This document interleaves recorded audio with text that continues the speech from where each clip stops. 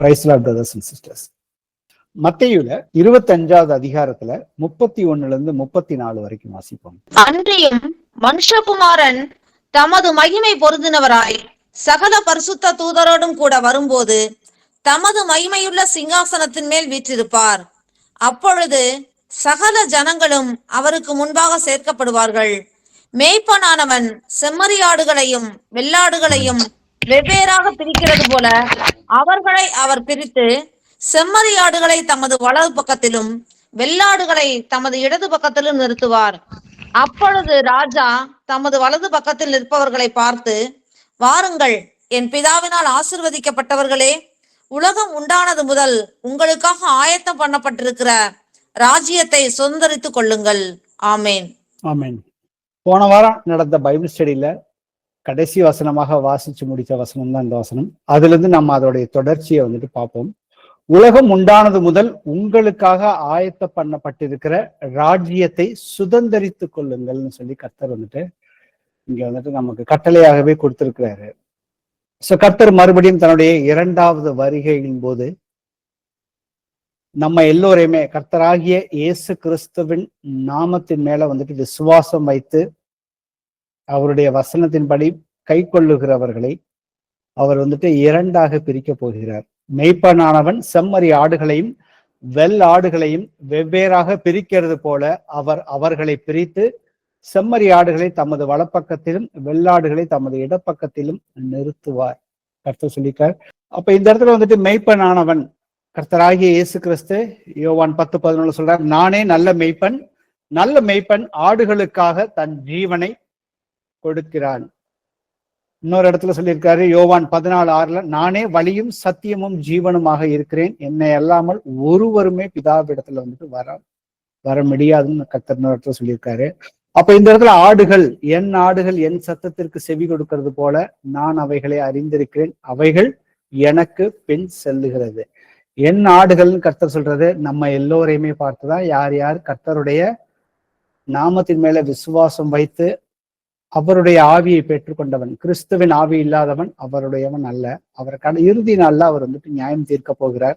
அந்த நியாயம் தீர்க்க போகும் பொழுது அவர் வலது பரத்துல இருக்கிற அந்த செம்மறி ஆடுகளை பார்த்து, என்னுடைய பிதாவின் ராஜ்யத்தை வந்துட்டு நீங்க வந்துட்டு சுதந்திரித்துக் கொள்ளுங்கன்னு சொல்றாரு. அவர் வந்து எதன் அடிப்படையில சொல்கிறாருன்னு பாத்தீங்கன்னாக்க, பசியாக இருந்தேன், நீங்க எனக்கு போஜனம் கொடுத்தீங்க, தாகமா இருந்தேன், தண்ணீர் கொடுத்தீங்க, அந்நியனாக இருந்தேன், என்னை சேர்த்து கொண்டீர்கள், வஸ்திரம் இல்லாதவனாக இருந்தேன், எனக்கு வஸ்திரம் கொடுத்தீர்கள், வியாதியாக இருந்தேன், என்னை விசாரிக்க வந்தீர்கள், காவலில் இருந்தேன், என்னை பார்க்க வந்தீர்கள்.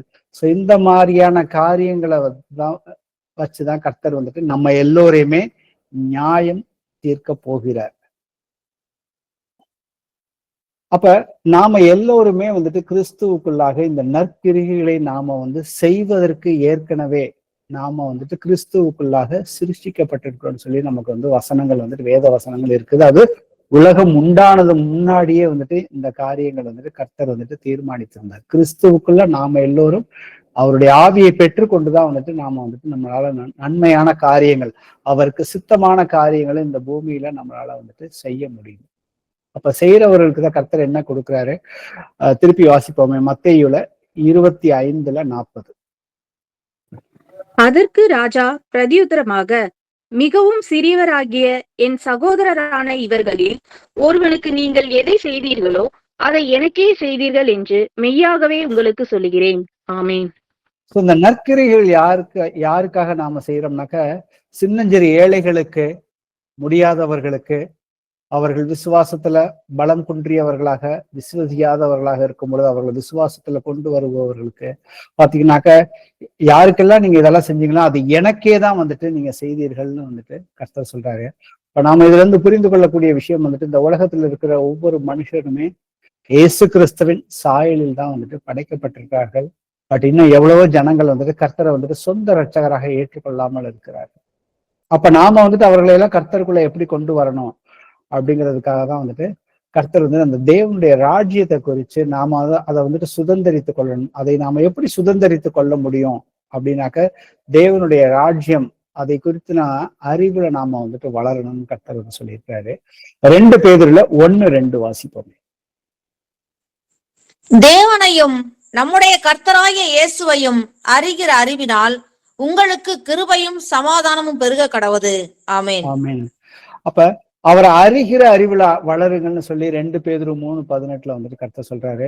ஏன்னா அவருடைய கிருபை வந்து என்றென்றுமே மனிதர்கள் எல்லோருக்குமே அவருடைய கிருபை, இந்த இலவசமான ஈவை வந்து கர்த்தர் கொடுத்திருக்கிறாரு. அவருடைய அந்த கிருபையினால நமக்கு வந்துட்டு சமாதானமும் வந்துட்டு பெருகணுங்கிறாரு. அனுதினமும் எனக்கு வந்து சமாதானம் பெருகி கொண்டே இருக்கணும். அது எப்ப எனக்கு பெருகி கொண்டு இருக்கும்னாக்கா அவரை அறிகிற அறிவினால மாத்திரம்தான் வந்துட்டு அது வந்து நமக்கு வந்துட்டு நடைமுறை வாழ்க்கையில நமக்கு அது நடக்கும்.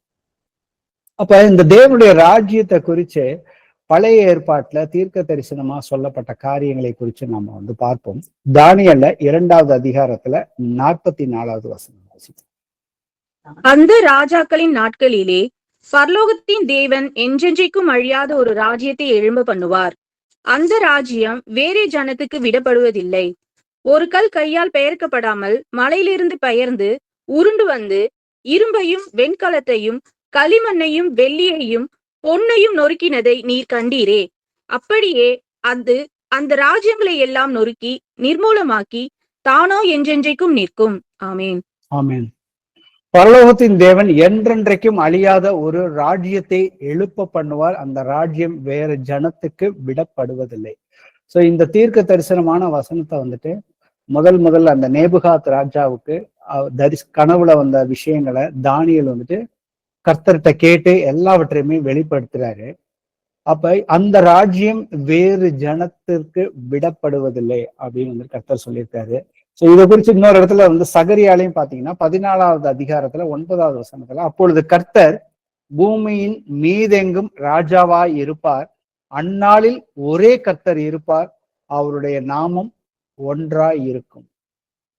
இன்னைக்கு பூமியின் மீதெங்கும் ராஜாக்கள் வந்துட்டு 200 நாடுகள் இருக்குது, 200 ராஜாக்கள் இருக்கிறார்கள். ஆனா அன்னைக்கு கர்த்தர் வருகையின் போது பாத்தீங்கன்னாக்க பூமியின் மீதெங்கும் ஒரே ஒரு ராஜா தான் இருப்பார்.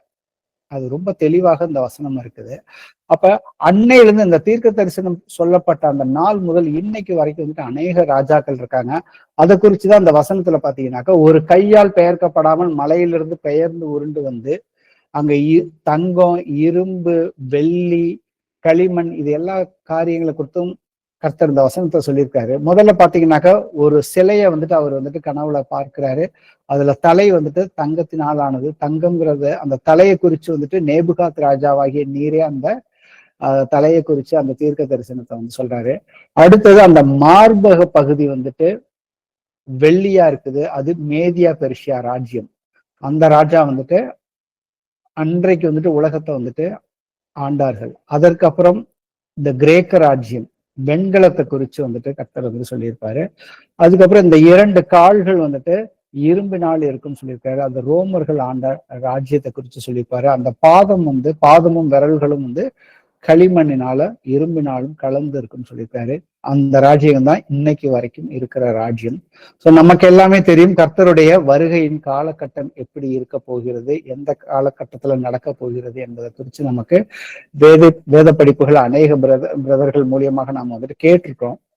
சோ அந்த காலகட்டத்துல வந்துட்டு கர்த்தர் தான் வந்துட்டு பூமிக்கு வரப்போகிறார்.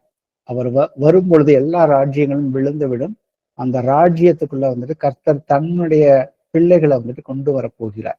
அதனாலதான் முதல் வசனத்துல வாசிச்சோம், நீங்க வந்து தேவனுடைய ராஜ்யத்தை சுதந்திரித்து கொள்ளுங்கள் அப்படின்னு சொல்லிட்டு இது நமக்கு வந்துட்டு பழைய ஏற்பாட்டுல கொடுத்த தீர்க்க தரிசனம்.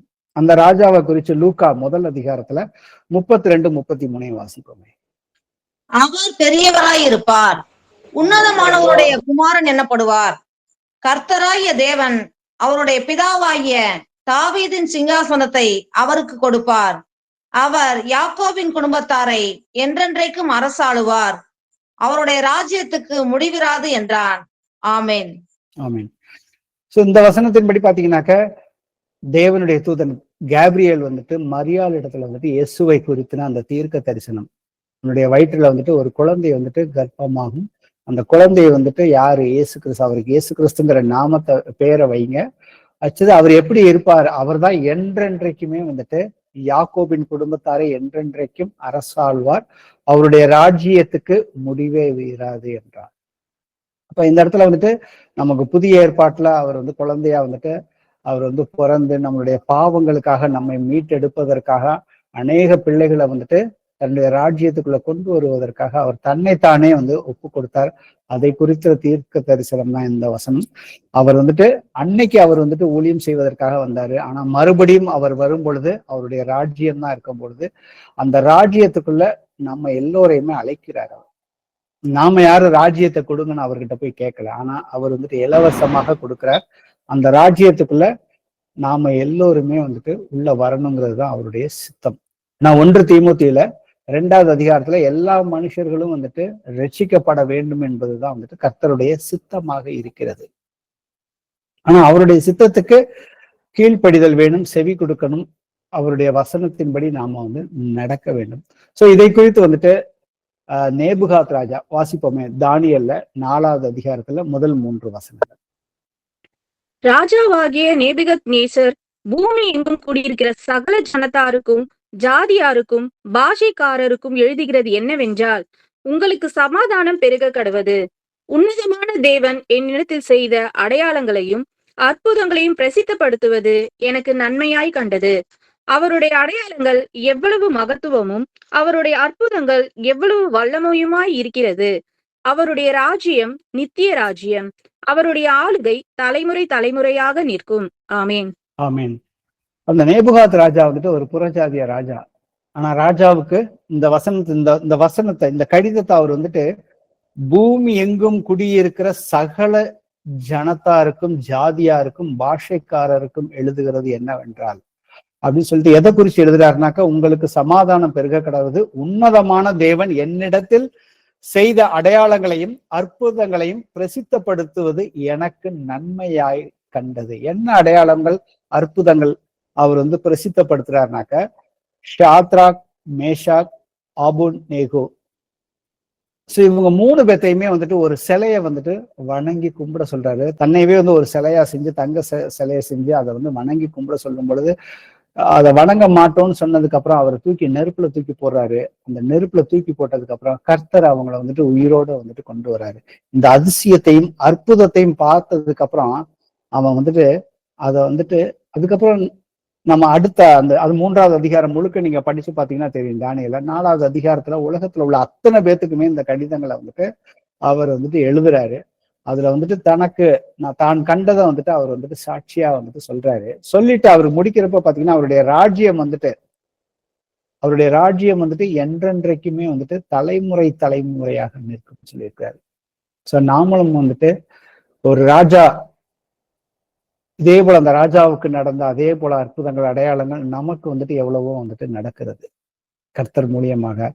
ஆனா இறுதி வரைக்கும் நாம வந்துட்டு நிலைச்சு நிக்கணும். சில நேரங்கள்ல நாம வந்துட்டு பின்வாங்கி விழுந்துடக்கூடாது. அது இந்த ராஜாவும் இதே மாதிரி எப்படி விழுந்தாரு அப்படிங்கிறதுக்கும் பாத்தீங்கன்னாக்கா, அதே 4வது அதிகாரத்துல நீங்க வந்துட்டு 30ல இருந்து 33 வரைக்கும் நீங்க அப்புறம் படிச்சு பாருங்க, நோட் பண்ணிக்கோங்க. அவர் தன்னுடைய அரண்மனையில ஒரு நாள் நிற்கும் பொழுது தன்னுடைய அரண்மனையை வந்துட்டு தன்னுடைய திறமையினாலதான் வந்துட்டு நான் வந்துட்டு இதை வந்துட்டு கட்டுனேன் அப்படின்னு சொல்லி தன்னைத்தானே வந்துட்டு அவன் வந்துட்டு உயர்த்துகிறான். ஆனா இதற்கு முன்னாடி வந்துட்டு முதல் வசனத்துல இந்த உலக மக்களுக்கே வந்துட்டு சாட்சியாக அவர் எழுதினார், உன்னதமான தேவன் இருக்கிறார், அவர் தான் என்றென்றைக்கும் ஆளுகை செய்ய போகிறார்னு சொல்லிட்டு. ஆனா அதற்கப்புறம் வந்து கர்த்தர் வந்துட்டு அவருக்கு வந்து எச்சரிப்பு கொடுக்கிறாரு. தானியேல் 1 தரிசனத்துல வந்துட்டு அவர் தன்னை வந்துட்டு உயர்த்தும் பொழுது அவர் வந்துட்டு அவருடைய ஆளுகை வந்துட்டு பிடுங்கப்படும் சொல்லியிருக்காரு.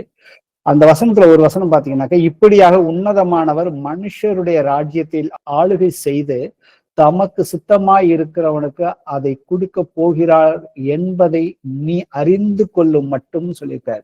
நேபுகாத் ராஜாவும் வந்து அவர் உலகத்தை ஆளுகிறாரு. ஆனா கர்த்தருடைய சித்தத்தின்படி நடக்கிறவர்களுக்கு மாத்திரமே அந்த ராஜ்யத்தை வந்துட்டு கொடுப்பாரு. அது இல்லாம மனுஷருடைய ராஜ்யத்திலையுமே வந்து கர்த்தர் தான் வந்துட்டு அவர் யார ராஜாவாக நியமிப்பது என்பதை வந்துட்டு அந்த ராஜா நேபுகாத் ராஜா அதை வந்து கற்றுக்கொள்ளணும்னு சொல்லிட்டு அவர் என்னைக்கு தன்னை வந்துட்டு தாழ்த்தாம தன்னை வந்துட்டு உயர்த்தினாரோ அதுக்கப்புறம் அவருடைய ராஜ்யம் வந்து அவர்கிட்ட இருந்து வந்துட்டு பிடுங்கப்பட்டது. அது ஒரு குறிப்பிட்ட காலம், 7 காலங்கள் உன்மேல் கடந்து போகும் என்று உனக்கு சொல்லப்படுகிறது.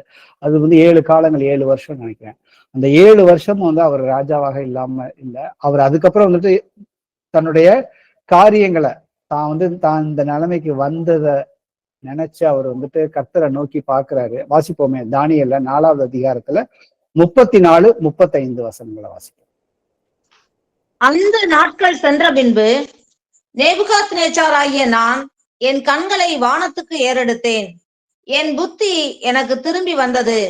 அப்பொழுது நான் உன்னதமானவரை ஸ்தோத்தரித்து என்றென்றைக்கும் ஜீவித்திருக்கிறவரை புகழ்ந்து மைமைப்படுத்தினேன். அவருடைய கர்த்தத்துவமே நித்திய கர்த்தத்துவம். அவருடைய ராஜ்யமே தலைமுறை தலைமுறையாக நிற்கும். பூமியின் குடிகள் எல்லாம் ஒன்றுமில்லை என்று எண்ணப்படுகிறார்கள். அவர் தமது சித்தத்தின்படியே வானத்தின் சேனையையும் பூமியின் குடிகளையும் நடத்துகிறார். அவருடைய கையை தடுத்து அவரை நோக்கி என்ன செய்கிறீர் என்று சொல்லத்தக்கவன் ஒருவனும் இல்லை என்றேன். ஆமேன்.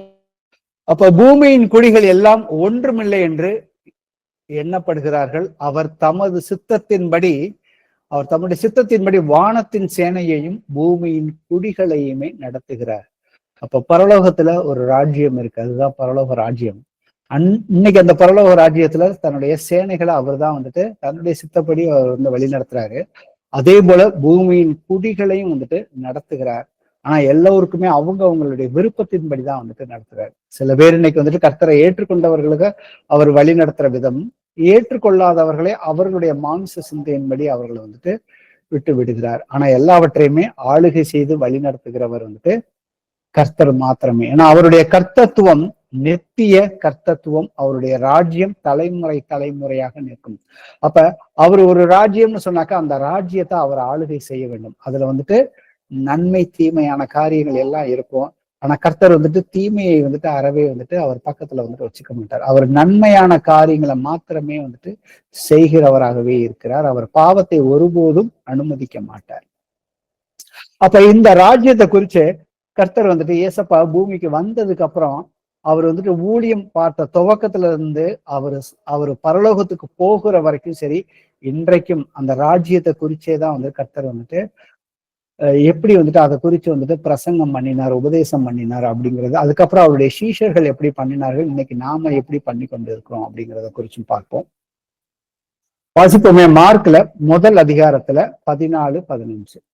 யோவான் காவலில் வைக்கப்பட்ட பின்பு இயேசு கலிலேயாவிலே வந்து தேவனுடைய ராஜ்யத்தின் சுவிசேஷத்தை பிரசங்கித்து காலம் நிறைவேறிற்று, தேவனுடைய ராஜ்யம் சமீபமாயிற்று, மனம் திரும்பி சுவிசேஷத்தை விசுவாசியுங்கள் என்றார். ஆமேன். ஆமேன். இப்ப கர்த்தர் முதல்ல வந்துட்டு தேவனுடைய ராஜ்யத்தை தான் வந்துட்டு சுவிசேஷமா வந்துட்டு பிரசங்கிக்க ஆரம்பிச்சாரு. அந்த ராஜ்யத்துக்குள்ள ஒவ்வொருத்தரும் பிரவேசிக்கணும்னாக்க நாம பாவத்திலிருந்து மனம் திரும்பி சுவிசேஷத்தை வந்துட்டு விசுவசிக்க வேண்டும். சுவிசேஷம், கர்த்தராகிய இயேசு கிறிஸ்து என்னுடைய பாவங்களுக்காக வானத்தையும் பூமியும் உண்டாக்கினவர் மாம்சத்துல வெளிப்பட்டு என்னுடைய பாவங்களை அவருடைய சரீரத்துல சுமந்து எனக்காக ரத்தம் சிந்தி மரித்தார், அடக்கம் பண்ணப்பட்டார், உயிர்த்தார், இன்னைக்கு பரலோகத்துல வீட்டிருக்கிறார். அவர் மறுபடியும் வந்துட்டு பூமிக்கு வருவார். இந்த சுவிசேஷத்தை முழுமையாக நாம விசுவசித்து நாம மனம் திரும்பணும் பாவத்திலிருந்து. அப்பதான் வந்துட்டு தேவனுடைய ராஜ்யத்துக்குள்ள வந்துட்டு நாம வந்துட்டு பிரவேசிக்க முடியும், அதை முழுமையாக சுதந்திரித்துக் கொள்ள முடியும் சொல்லி அவர் துவக்கத்துல இப்படிதான் வந்துட்டு அவர் வந்து பிரசங்கம் பண்ணாரு. வாசிப்போமே, மத்தேயுல 4:23. பின்பு இயேசு கலிலேயா எங்கும் சுற்றி நடந்து அவர்களுடைய ஜெப ஆலயங்களில் உபதேசித்து ராஜ்யத்தின் சுவிசேஷத்தை பிரசங்கித்து ஜனங்களுக்கு உண்டாயிருந்த சகல வியாதிகளையும் சகல நோய்களையும் நீக்கி சொஸ்தமாக்கினார். ஆமென். கர்த்தருடைய கர்த்தத்துவம் அவர் தோளில் இருக்கும்னு சொல்லி நம்ம வந்துட்டு வசனங்களை பார்த்தோம். அப்ப ஒரு கவர்மெண்ட், ஒரு ராஜ்யம், ஒரு கவர்மெண்ட், இப்ப இந்திய கவர்மெண்ட் இருக்குது, அதுல வந்துட்டு தமிழ்நாடு, தனித்தனி மாநிலங்கள் இருக்குது. அந்த தமிழ்நாடுங்கிற அந்த மாநிலம் வந்து தன்னுடைய மக்களுக்காக என்னென்ன சேவைகளை செய்ய வேண்டும், அதுல வந்துட்டு மக்களை வந்துட்டு எப்படி காக்க வேண்டும், அவர்களுக்கு நோய்கள் வந்தா எப்படி வந்துட்டு அதை இலவசமாக சரி செய்ய வேண்டும், அவர்களுக்கு கல்வி, மற்ற ரோடு வசதிகள், தண்ணீர் வசதிகள், ஒரு கவர்மெண்டோட அடிப்படையான வேலைகள். ஆனா இன்னைக்கு இருக்கிற ராஜ்யம், தமிழ்நாடாக இருந்தாலும் சரி, இந்திய முழுக்க இருந்தாலும் சரி, உலகம் முழுக்க உள்ள ராஜ்யங்கள்ல பாத்தீங்கன்னாக்க மக்கள் எங்கேயாவது சந்தோஷம், சமாதானம், அமைதி முழுமையாக இருக்குதா அப்படின்னு பாத்தீங்கன்னாக்க அது இல்லவே இல்லை. ஏன்னா நம்ம முதல்ல ஒரு வசனம் பார்த்தோம், அவர் அறிகிற அறிவுல வந்துட்டு கர்த்தருடைய கிருபையினால அவருடைய அறிகிற அறிவுல நாம வளரும் பொழுது நமக்கு சமாதானம் வந்துட்டு பெருகும்னு சொல்லியிருக்கிறார். இன்னைக்கு அந்த சமாதானம் இருக்குதா? இன்னைக்கு உலகத்துல வாழ்கிற மக்கள்கிட்ட இன்னைக்கு வந்து மனிதர்களால நடத்தப்படுகிற அவங்கதான் பிசிக்கலா அந்த ராஜ்யங்களை வந்துட்டு கொண்டு சொல்றாங்க.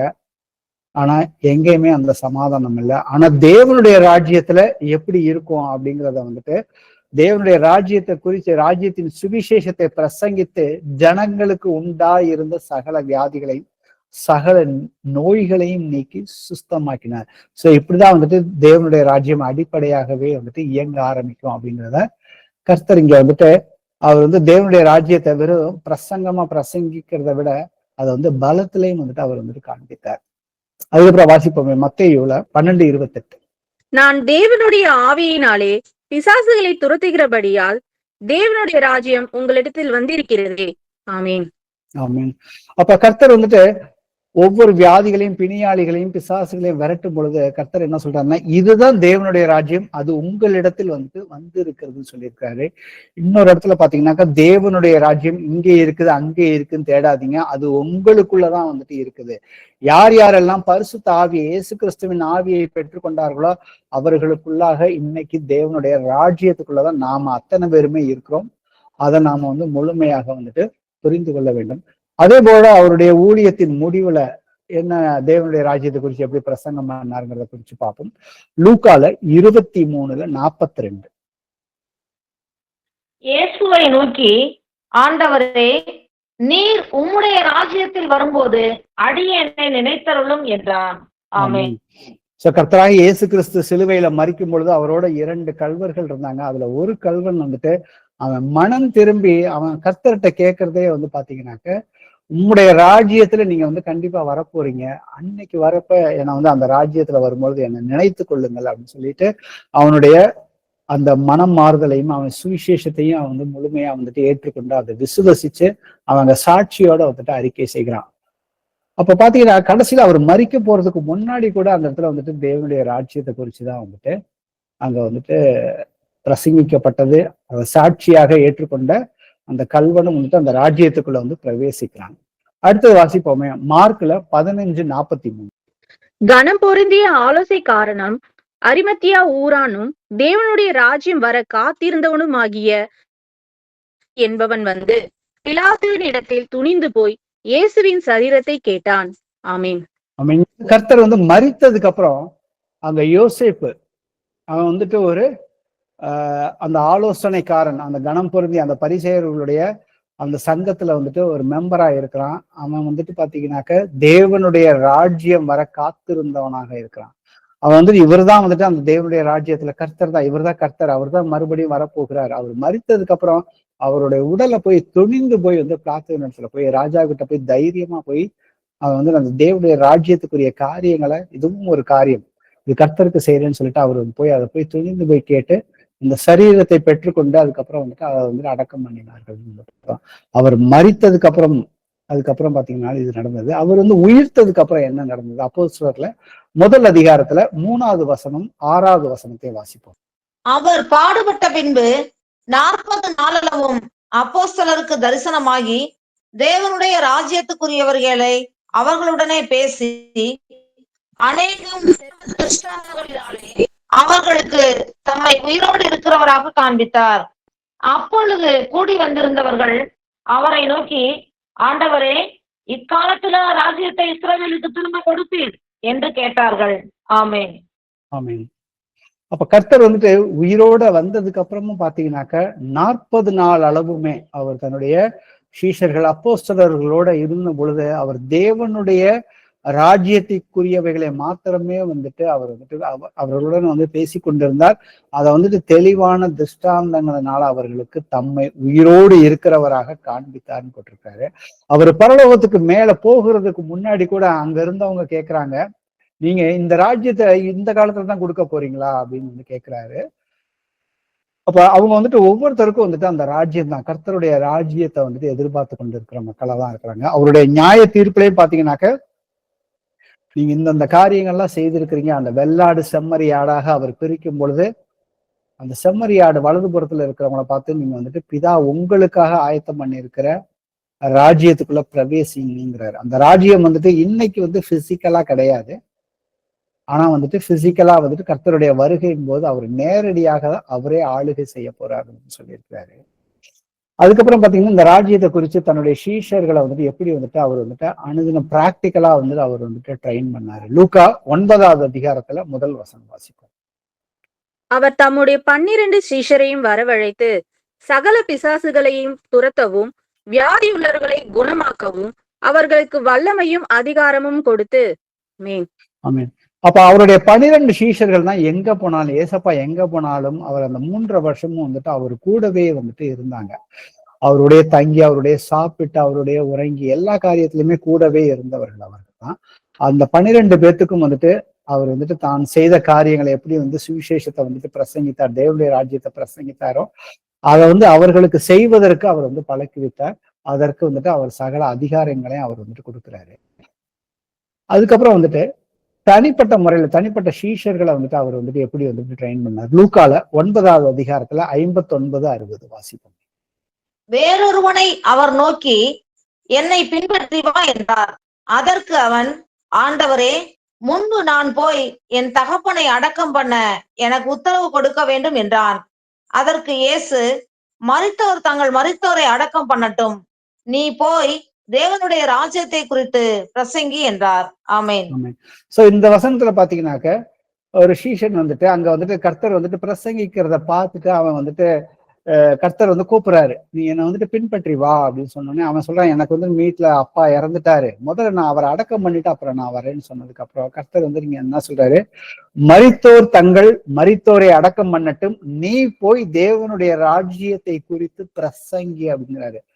அவர் அந்த அந்த சகோதரன் எந்த கட்டத்துல இருக்கிறான், அவங்க அப்பா இறந்து போயிட்டாருங்கிறப்ப, ஆனா ஆண்டவர் சொல்றாரு, நீ அவர்களை குறித்து வந்துட்டு கவலைப்படாத, மரித்தோர்கள் இருக்கிறாங்க, அவங்க எல்லாம் உயிரோட இருக்கிறாங்க, அவங்க என்னை ஏற்றுக்கொள்ளவில்லை, ஆனா நீ என்னை ஏத்துக்கிட்ட, நீ வந்துட்டு வா, என்னை பின்பற்றி வா, அதை பின்பற்றி வந்து நீ தேவனுடைய ராஜ்யத்தை குறித்து நீ போய் பிரசங்கம் பண்ணுங்கிறாரு. ஏன்னா இன்னைக்கு தேவனுடைய ராஜ்யத்தை குறித்து பிரசங்கம் பண்றதுக்கு ஆட்கள் வந்துட்டு குறைவாக தான் இருக்கிறாங்க எல்லா காலகட்டத்திலையுமே.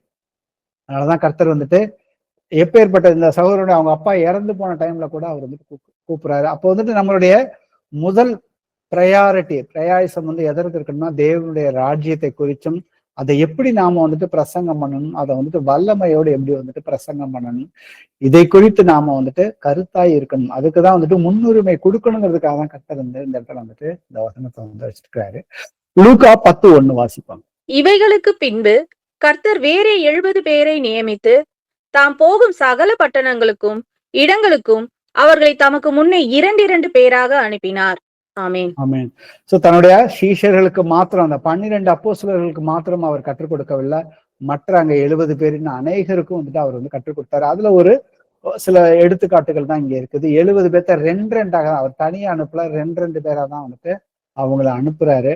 அங்க அவர்களை அனுப்பி என்ன சொல்றாரு, 10:9 வாசிப்பாங்க அடுத்தது லூக்கால. அவ்விடத்தில் உள்ள பிணியாளிகளை சொஸ்தமாக்கி, தேவனுடைய ராஜ்யம் உங்களுக்கு சமீபமாய் வந்திருக்கிறது என்று அவர்களுக்கு சொல்லுங்கள். ஆமென். ஆமென். அப்ப அவர்களை அனுப்புறப்ப எதை குறிச்சு திருப்பி திருப்பி பாத்தீங்கன்னாக்க, ஏசப்பா என்ன பண்ணினாரோ அதை தான் தன்னுடைய சீஷர்களுக்கு வந்துட்டு அவர் சொல்லி கொடுத்தார், அப்போஸ்தலருக்கு சொல்லி கொடுத்தார். அதவே அவர்களை வந்து செய்யவும் வச்சாரு. அதே காரியங்கள் தான் இன்னைக்கும் வந்துட்டு அவர் வந்து பரலோகத்துக்கு போகும் பொழுது நீங்க வந்துட்டு சகல ஜாதியாருக்கும் பிதா குமாரன் பரிசுத்தாவின் நாமத்தினால வந்துட்டு நீங்க ஞானஸ்தானம் கொடுத்து அவங்க வந்து சுவிசேஷத்தை ஏற்றுக்கொள்வது என்பது வந்துட்டு நான் உங்களுக்கு எவைகளை எல்லாம் கற்றுக் கொடுத்தோம்னா அவர்கள் கை கொள்ளும்படி நீங்க வந்துட்டு அவர்களை வந்துட்டு வழி நடத்துங்க அப்படின்னு சொல்லிட்டு போனார். அப்ப இந்த விஷயத்த நாம வந்துட்டு கருத்தோட வந்துட்டு கவனிக்கணும். அதை கவனிக்கிறது மாத்திரம் இல்லாம அதை வந்து பிராக்டிக்கலா நாம வந்துட்டு அனுதினமும் வந்துட்டு என்னுடைய வாழ்க்கையில வந்துட்டு அதை வந்துட்டு செயல்பாட்டுக்கு நான் கொண்டு வரணும். வாசிப்போமே அப்போஸ்தலர் 8:12. தேவனுடைய ராஜ்யத்துக்கும் இயேசு கிறிஸ்துவனுடைய நாமத்துக்கும் ஏற்றவைகளை குறித்து பிலிப்பு பிரசங்கித்ததை அவர்கள் விசுவாசித்த போது புருஷரும் ஸ்திரீகளும் ஞானஸ்தானம் பெற்றார்கள். ஆமென். ஆமென். இப்ப இந்த இடத்துல வந்து பிலிப்பு வந்துட்டு ஒரு சீஷன், அவன் அப்போஸ்தலன் பிலிப்பு கிடையாது. இது வந்துட்டு அந்த ஒரு 7 சகோதரர்களை சீஷர்களை வந்துட்டு தெரிந்து கொண்டு அதுல ஒருத்தர் வந்து ஸ்தேவான், அது இன்னொரு சகோதரன் தான் வந்துட்டு பிலிப்பு. அவர் போகிற இடத்துக்கெல்லாம் புறஜாதிகள் பட்டணத்துக்கு அவர் போகும் பொழுது முதல்ல சமாரியாவில போய் அவர் பிரசங்கிக்கும் பொழுது பாத்தீங்கன்னாக்க தேவனுடைய ராஜ்யத்தை குறிச்சும் அவைகளுக்கு உண்டான காரியங்களை குறிச்சும் அவர் பிரசங்கிக்கும் பொழுது அங்க அநேகர் வந்துட்டு விசுவசித்து ஞானஸ்தானம் பெற்றார்கள்னு சொல்லி நம்ம வந்துட்டு வசனத்தை பார்க்கிறோம். சோ இந்த காரியத்தை தான் நாமளும் வந்துட்டு தொடர்ந்து செய்ய வேண்டும். அப்போஸ்தலர் 14:21-22 வாசிப்போம். அந்த பட்டணத்தில் அவர்கள் சுவிசேஷத்தை பிரசங்கித்து அநேகரை சீசராக்கின பின்பு லீஸ்திராவுக்கும் இக்கோனியாவுக்கும் அந்தியோகியாவுக்கும் திரும்ப வந்து சீசருடைய மனதை திடப்படுத்தி விசுவாசத்திலே நிலைத்திருக்கும்படி அவர்களுக்கு புத்தி சொல்லி, நாம் அநேக உபத்திரவங்களின் வழியாய் தேவனுடைய ராஜ்யத்தில் பிரவேசிக்க வேண்டும் என்று சொன்னார்கள். ஆமேன். ஆமேன். இது பாத்தீங்கன்னா இங்க வந்து அப்போஸ்தலன் பவுல் வந்துட்டு எழுதுறாரு. அவர் எங்க போனாலுமே தேவனுடைய ராஜ்யத்தை குறித்து மாத்திரமே வந்துட்டு பிரசங்கம் பண்றாரு. அதோட மாத்திரம் இல்லாம அவங்க அந்த ஊரை விட்டு வந்ததுக்கு அப்புறம் அவர்களுக்கு கடிதத்தின் மூலியமாக வந்துட்டு அவங்கள வந்துட்டு சீஷர்களை வந்துட்டு திடப்படுத்துறாரு, புத்தி சொல்றாரு. அவங்க வந்துட்டு சோர்ந்து போயிடக்கூடாது. ஏன்னா தேவனுடைய ராஜ்யத்துக்குள்ள நாம வந்துட்டு நுழையும் பொழுது பாத்தீங்கன்னாக்கா அநேக உபத்திரவங்கள் வழியாக தான் நாம வந்து தேவனுடைய ராஜ்யத்துக்குள்ள பிரவேசிக்க முடியும். ஆனா பவுலுக்கு ஏற்பட்ட உபத்திரங்களை அவர் வந்து ஒரு பெரிய பட்டியலிட்டு சொல்லியிருப்பாரு 2 கொரிந்தியர் 12வது அதிகாரத்துல. அதை சொல்லிட்டு அதுக்கப்புறம் நீங்க வந்து அப்போஸ்தலர் கடைசி 26வது அதிகாரத்துல வந்துட்டு அவர் வந்துட்டு ராஜாக்களுக்கு முன்னாடி வந்துட்டு அவர் தன்னுடைய சாட்சியை சொல்லும் பொழுது அந்த ராஜாவே வந்து கேட்பாரு, நீ கொஞ்சம் குறைய நீ என்னையவே வந்துட்டு கர்த்தரை ஏத்துக்க சொல்றியா, நீ வந்து ஒரு கிறிஸ்தவனா மாற சொல்றியா அப்படிங்கிறப்ப, ஆமா ராஜா, நீங்க வந்துட்டு என்னை போலதான் நீங்க வந்துட்டு மாறணும். ஆனா எனக்கு ஏற்பட்ட உபத்திரவங்கள் மாதிரி கிடையாது. நான் பிசிக்கலா அடிபட்டேன், அது மாதிரி இல்லாம மத்த எல்லா காரியத்திலையும் மனம் திரும்பி நாம கர்த்தரை ஏத்துக்கிட்டு தேவனுடைய ராஜ்யத்துல வந்துட்டு நாம வந்துட்டு பிரவேசிக்கணும்னு சொல்லி அங்க இருக்கிறவர்களை பார்த்து வந்துட்டு அவர் வந்துட்டு சாட்சி கொடுக்கிறார். இப்ப நாம வந்து உபத்திரவங்கள்ங்கிறது பாவத்தை மேற்கொள்றதுதான் அடிப்படையா பாத்தீங்கன்னாக்க, நம்ம பாவத்துல இருந்து முழுமையாக மனம் திரும்பி நாம திருப்பி அந்த பாவத்துக்குள்ள விழாம இருப்பதற்கு அதற்காக தான் அவருடைய ஆவியை நமக்குள்ள கொடுத்திருக்கிறார். அப்ப என்னை பலப்படுத்துகிற கிறிஸ்துவினாலே எல்லாவற்றையுமே எனக்கு செய்ய பலன் உண்டு. உபத்திரவங்கள் வந்துட்டு எப்ப வரும்? பிசிக்கலா உபத்திரவங்கள் வந்துட்டு நாம வந்துட்டு நம்மளுடைய வீட்டார்கள் மூலியமாக வரும். ஒரு வீட்டுக்குள்ளே வந்துட்டு கணவன், மனைவி, மாமியார், பிள்ளைகள் யாராவது வந்துட்டு சுவிசேஷத்தை ஏற்றுக்கொள்ளாத பொழுது உபத்திரவங்கள் வரும். சொந்தக்காரர்கள் சுவிசேஷத்தை ஏற்றுக்கொள்ளாத பொழுது உபத்திரம் வரும். நண்பர்கள், தெரிஞ்சவர்கள், வேலை செய்யற இடத்துல வந்துட்டு சுவிசேஷத்தை ஏற்றுக்கொள்ளாத பொழுது நாம வந்துட்டு இந்த மாறுபாடான சந்ததியை விட்டு நாம விலகி இருக்கும் பொழுது, அவர்களுடைய பாவ வழியில் நாம வந்துட்டு விழாமல் இருக்கும் பொழுது நமக்கு கண்டிப்பா உபத்திரவம் வரும்னு கர்த்தர் சொல்லியிருக்காரு. சோ அந்த ஒரு விஷயத்தை தான் பவுலும் சொல்றாரு. நாம் அநேக உபத்திரவங்கள் வழியாக தேவனுடைய ராஜ்யத்தில் பிரவேசிக்க வேண்டும். ஏன்னா இன்னைக்கு நிறைய பேர் வந்துட்டு எனக்கு வந்துட்டு எதுக்குப்பா, நான் இந்த உலகத்துல வாழ்றப்ப நிம்மதியா வாழ்ந்துட்டு போறேன், எனக்கு எதுக்கு தேவனுடைய ராஜ்யத்துக்குள்ள அவர் கர்த்தரை ஏத்துக்கிட்டு நான் உபத்திரவத்துல போகணும்? அந்த உபத்திரவத்தை நிறைய பேர் தவறா வந்துட்டு புரிந்து கொண்டிருக்கிறார்கள். அதை வந்துட்டு நாம வந்துட்டு அவர் அறிகிற அறிவுல வளர ஆரம்பிச்சோம்னா அது நமக்கு ஒரு உபத்திரவமாகவே வந்து இருக்காது. வாசிப்போமே 2 தெசலோனியர் 1:5. நீங்கள் தேவனுடைய ராஜ்யத்தின் நிமித்தம் பாடு அனுபவிக்கிறவர்களாய் இருக்க அந்த ராஜ்யத்தில் நீங்கள் பாத்திரராய் எண்ணப்படும்படிக்கு தேவன் நியாயமான தீர்ப்பு செய்கிறவர் என்பதற்கு அதுவே அத்தாட்சியாய் இருக்கிறது. ஆமேன். கர்த்தர் ஒரு நாளைக்கு அவருடைய வருகையின் போது நியாய தீர்ப்பு அவர் சொன்ன யோவான் 12:48 சொல்லியிருக்காரு, நான் சொல்லுகிற வசனமே உங்களை கடைசி நாளில் நியாயம் தீர்க்கும். கண்டிப்பா அவர் தான் வந்துட்டு நல்லோருக்கும் பொல்லாதவர்களுக்கும் எல்லாருக்குமே அவர் தான் நியாய தீர்ப்பு கொடுக்க போறாரு. அப்ப நாம் அந்த நியாய தீர்ப்புல வலது பக்கத்துலதான் நிக்கணும். சோ அதற்கு அந்த ராஜ்யத்துக்கு நீங்கள் வந்துட்டு பாத்திரன் எண்ணப்படுவதற்கு நாம வந்துட்டு ஜாக்கிரதையாக இருக்கணும். வந்து கர்த்தர் வந்துட்டு பவுல் மூலியமா நமக்கு வந்துட்டு இந்த வசனங்களை வந்துட்டு கொடுத்திருக்கிறாரு. அப்ப அந்த ராஜ்யம் வந்துட்டு அதே போல பவுல் பாத்தீங்கன்னாக்க இதற்காகவே அவன் ஒவ்வொரு ஊருக்கும் போகிறப்ப அங்கங்க வீடு எடுத்து தங்கி அவன் கடைசி மரணத்தின் போது கூட ரோம ராஜ்யத்துல அவன் 2 வருஷம் வந்துட்டு வீடை வந்து வாடகைக்கு எடுத்து அங்க அனுதினமும் அவர்களை சந்திக்கிறவர்களை அவரை தேடி வரவங்களுக்கு வந்துட்டு தேவனுடைய ராஜ்யத்தையும் குறித்து உபதேசம் வந்து பண்ணி கொண்டே இருந்தான்னு சொல்லியிருக்கிறார். சோ அதுதான் வந்துட்டு பிரதானமான ஒரு ஊழியம் நம்ம எல்லோருக்குமே வந்துட்டு கர்த்தர் கொடுத்திருக்காரு. சோ இந்த ராஜ்யம் வந்துட்டு இன்னைக்கு வந்துட்டு பிசிக்கலா ராஜ்யமா, மாம்சத்தின்படி நம்ம கண்களால பார்க்கக்கூடிய ராஜ்யமா, இல்ல ஆவிக்குரிய ராஜ்யமா அப்படிங்கிறதை குறிச்சுமே வந்து வசனத்தை பார்ப்போம். வேத பாரகல்ல ஒருத்தன் வந்துட்டு கர்த்தரை பார்த்து கற்பனைகளில் எல்லாம் பிரதான கற்பனை எதுன்னு கேட்கிறப்ப கர்த்தர் அந்த 2 கட்டளைகளை வந்துட்டு சொல்றாரு. சொல்லி முடிச்சதுக்கு அப்புறம் அந்த வேத பாரகனை என்ன பதில் சொல்றாங்கிறத இந்த வசனத்துல வாசிப்போம். மார்க்ல 12வது அதிகாரத்துல 32, 34. அதற்கு வேதபாரகன், சரிதான் போதகரே, நீர் சொன்னது சத்தியம். ஒரே தேவன் உண்டு, அவரை தவிர வேறொரு தேவன் இல்லை. முழு இருதயத்தோடும் முழு மனதோடும் முழு ஆத்துமாவோடும் முழு பலத்தோடும் அவரிடத்தில் அன்பு கூறுகிறதும், தன்னிடத்தில் அன்பு கூறுகிறது போல் பிறனிடத்தில் அன்பு கூறுகிறதுமே சர்வாங்க தகனம் முதலிய பலிகளை பார்க்கிலும் முக்கியமாய் இருக்கிறது என்றான். அவன் விவேகமாய் உத்தரவு சொன்னதை இயேசு கண்டு, நீ தேவனுடைய ராஜ்யத்துக்கு தூரமானவன் அல்ல என்றார். அதன் பின்பு ஒருவரும் அவரிடத்தில் யாதொரு கேள்வியும் கேட்க துணியவில்லை. ஆமேன். ஆமேன். இப்ப இந்த வசனத்தின்படி பாத்தீங்கன்னாக்க தேவனுடைய ராஜ்யத்துக்கு நீ தூரமானவன் அல்லன்னு வந்துட்டு கர்த்தர் வந்துட்டு அந்த வேத பாரகனை பார்த்து சொல்றாரு. அந்த வேத பாரகன் என்ன பதில் சொல்றாருன்னு பாத்தீங்கன்னாக்க, நீர் சொன்னது சத்தியம், ஒரே தேவன் உண்டு, அவரை தவிர வேறு தேவன் இல்லை. இன்னைக்கு கர்த்தராகி இயேசு கிறிஸ்துவ வந்துட்டு உலகத்துல அநேக கிறிஸ்தவர்கள் அவரை சொந்த இரட்சகராக ஏற்றுக்கொண்டிருக்கிறார்கள். ஆனா அவர்கள் வந்துட்டு அந்த தேவனை வந்துட்டு ஒரே தேவன் தான், அவர் வந்து 3 ஆள் தத்துவத்துல இருக்கிறாங்கன்னு சொல்லி திருத்துவத்தை வந்துட்டு நம்பிக்கொண்டு இருக்கிறார்கள். அவர்கள் எந்த அளவுக்கு தேவனுடைய ராஜ்யத்துக்கு வந்துட்டு சமீபமா இருக்கிறார்கள் இல்லையா என்பது இந்த வசனத்தை வச்சு நம்ம வந்து பார்த்தோம்னாக்கா அது அவர்கள் தான் வந்துட்டு நிதானித்து கொள்ள வேண்டும். அவர்களுக்காக நாம வந்து ஜெபம் செய்ய வேண்டும். தேவன் ஒருவர் உண்டென்று, அவரை தவிர வேற தேவன் இல்லை. நீ முழு இருதயத்தோடும் முழு மனதோடும் முழு ஆத்துமாவோடும் முழு பலத்தோடும் அன்பு கூறுவதும், தன்னிடத்தில் அன்பு கூறுகிறது போல பிறனிடத்திலும் அன்பு கூறுவதுமே அப்படிங்கிறப்ப, இன்னைக்கு உலகத்துல இருக்க அத்தனை மக்களுமே வந்துட்டு கர்த்தராகிய இயேசு கிறிஸ்துவின் அவருடைய சாயல்ல தான் நாம இருக்கிறோம். அவருடைய ஆவிதான் நமக்குள்ள இருக்குது. அப்ப நம்மளுடைய சகோதரர்களை நாம எந்த அளவுக்கு வந்துட்டு கர்த்தரை நேசிக்கிறோமோ அதே போல நாம நேசிக்கணும். அதை செயல்பாட்டிலையும் வந்துட்டு காட்டணும். அதுதான் வந்துட்டு அன்பு. நீ உன்னை நேசிப்பது போல அயலானை நேசி. அப்ப உன்னை நேசிப்பது போல நான் என்னை நேசிக்கிறதுனாக்க கர்த்தர் எனக்கு வந்துட்டு வெளிச்சத்தை காண்பித்திருக்கிறார். நான் வெளிச்சத்துல இருளில் இருந்து என்னை வந்து வெளிச்சத்துக்கு கூட்டிட்டு வந்திருக்கிறாரு.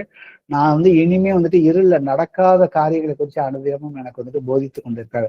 அந்த இருள்ல இருக்கிற மக்களுக்கு போய் வெளிச்சமாக இருக்கிற நாம அந்த வெளிச்சத்தை குறித்து நாம வந்துட்டு போதிக்க வேண்டும். தேவனுடைய ராஜ்யம் என்ன, அதோடைய பலம் என்ன. ஏன்னா தேவனுடைய ராஜ்யத்தையும் பேச்சில் கிடையாது, பலத்துல இருக்கு. அதை தான் நாம வந்துட்டு காமிக்க வேண்டும். அதற்குரிய எல்லா அதிகாரத்தையும் வல்லமையையும் கர்த்தர் நமக்கு வந்துட்டு கொடுத்திருக்கிறாரு. நம்மளுடைய கீழ்ப்படிதல் மூலியமாக அந்த அதிகாரமும் அந்த வல்லமையும் வந்துட்டு நம்ம இடத்துல வந்துட்டு கர்த்தர் வந்து செயல்படுவதற்கு என்றென்றைக்குமே வந்துட்டு அவருடைய வார்த்தையின்படி உண்மை உள்ளவராக இருக்கிறார். அதற்கு நாம வந்துட்டு நம்மளுடைய சரீரத்தை வந்துட்டு ஜீவ பலியாக நாம ஒப்பு கொடுத்திருக்கிறோமா அப்படிங்கறத நம்மை நாமே வந்துட்டு நிதானித்து பார்க்க வேண்டும். இந்த தருணத்துல யோவான்ல 18வது அதிகாரத்துல 36, 37 இயேசு பிரதியுத்தரமாக, என் ராஜ்யம் இவ்வுலகத்திற்கு உரியதல்ல.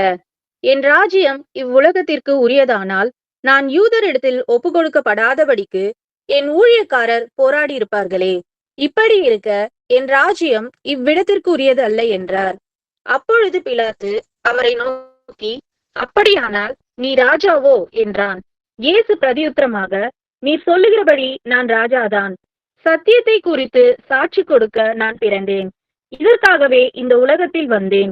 சத்தியவான் எவனும் என் சத்தம் கேட்கிறான். ஆமீன். ஆமீன். இப்ப இந்த இடத்துல வந்து அவரை வந்து மரணத்துக்கு யூதர்கள் ஒப்பு கொடுக்கும் பொழுது அங்க வந்து பிலாத்து அவன் வந்து விசாரிக்கிறத குறிச்சு கர்த்தர் வந்து அவரை வந்து விசாரிக்கும் பொழுது அவர் சொல்றாரு, என்னுடைய ராஜ்யம் வந்துட்டு இந்த உலகத்துக்குரியதல்ல.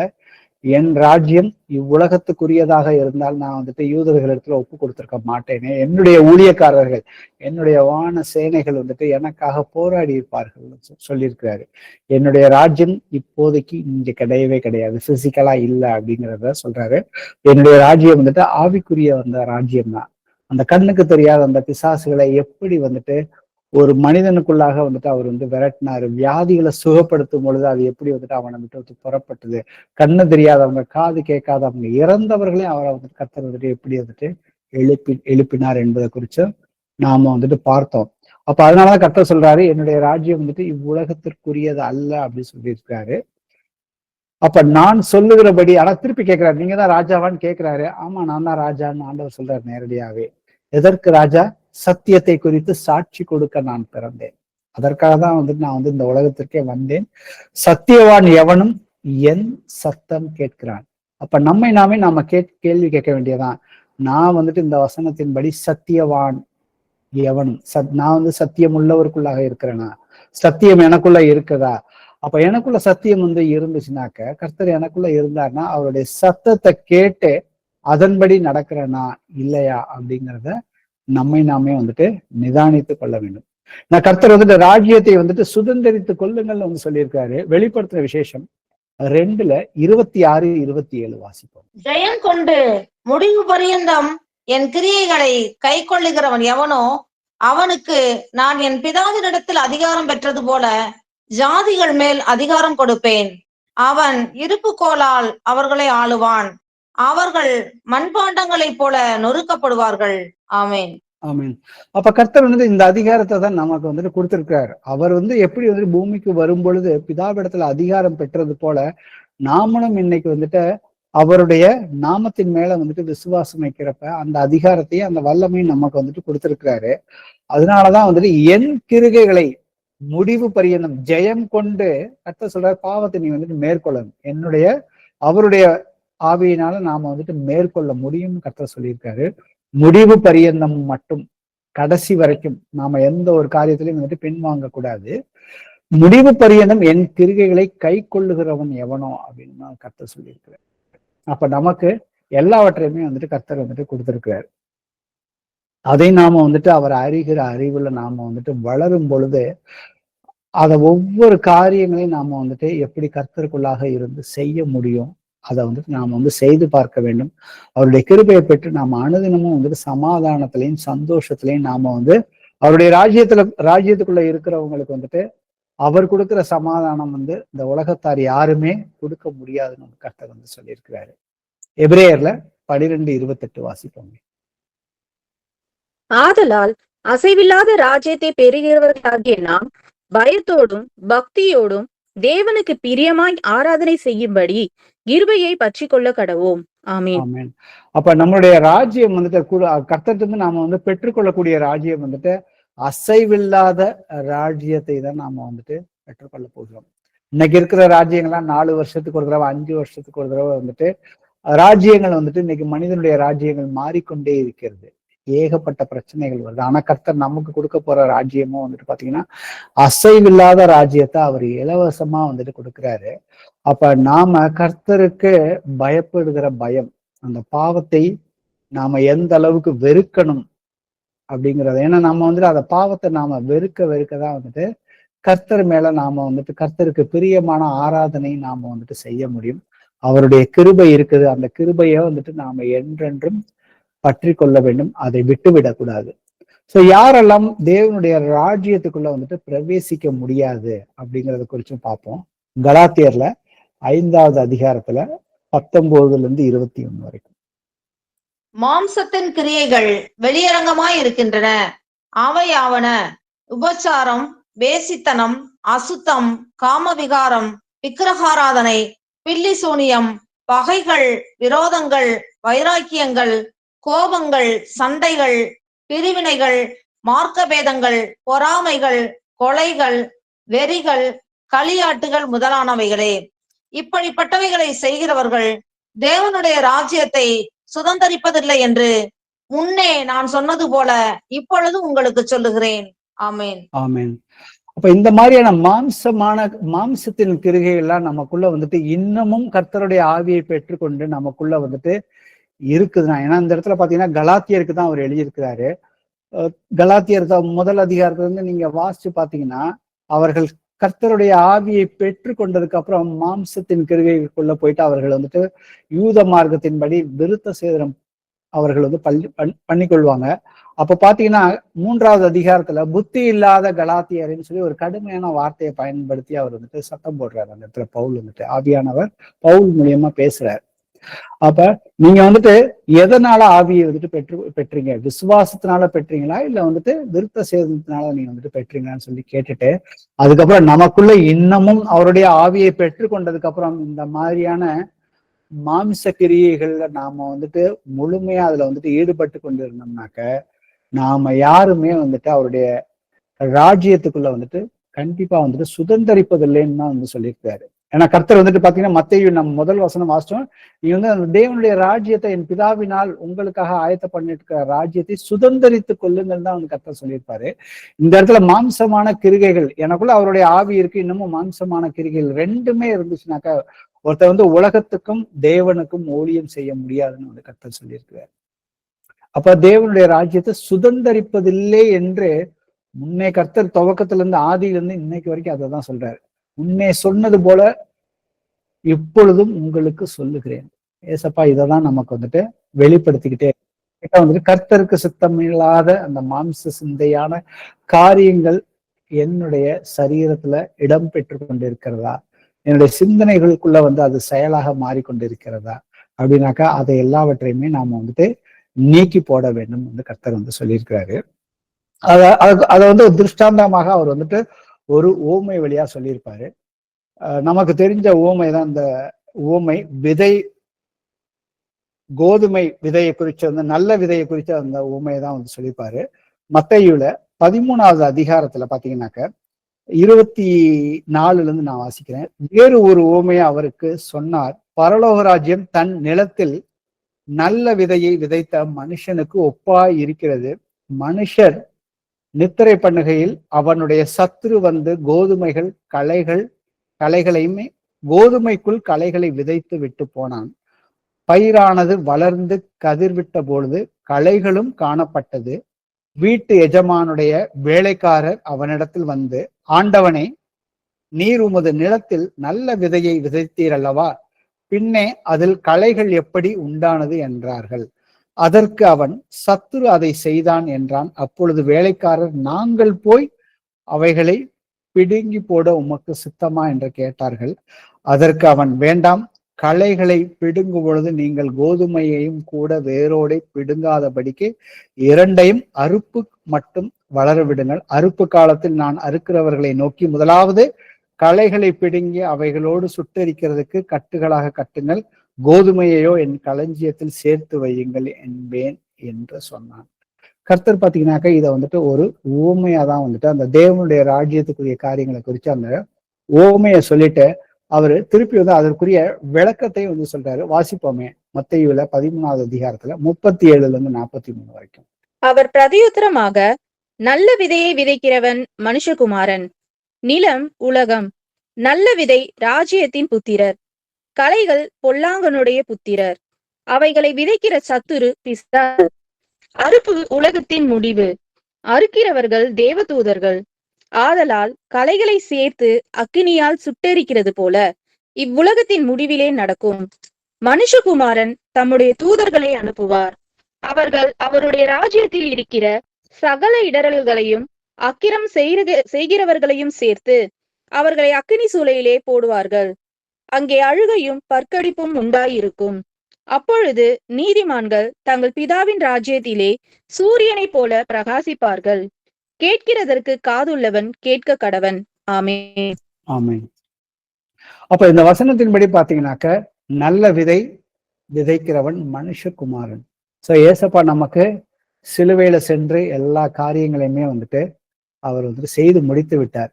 அவருடைய நாமத்தின் மேல விசுவாசமாக வைக்கிறவர்கள், நமக்குள்ள வந்துட்டு பரிசுத்த ஆவியானவர் வர, அது அப்ப நம்ம தான் வந்துட்டு ராஜ்யத்தின் புத்திரர். இந்த உலகம் வந்துட்டு தான் வந்துட்டு நிலம்.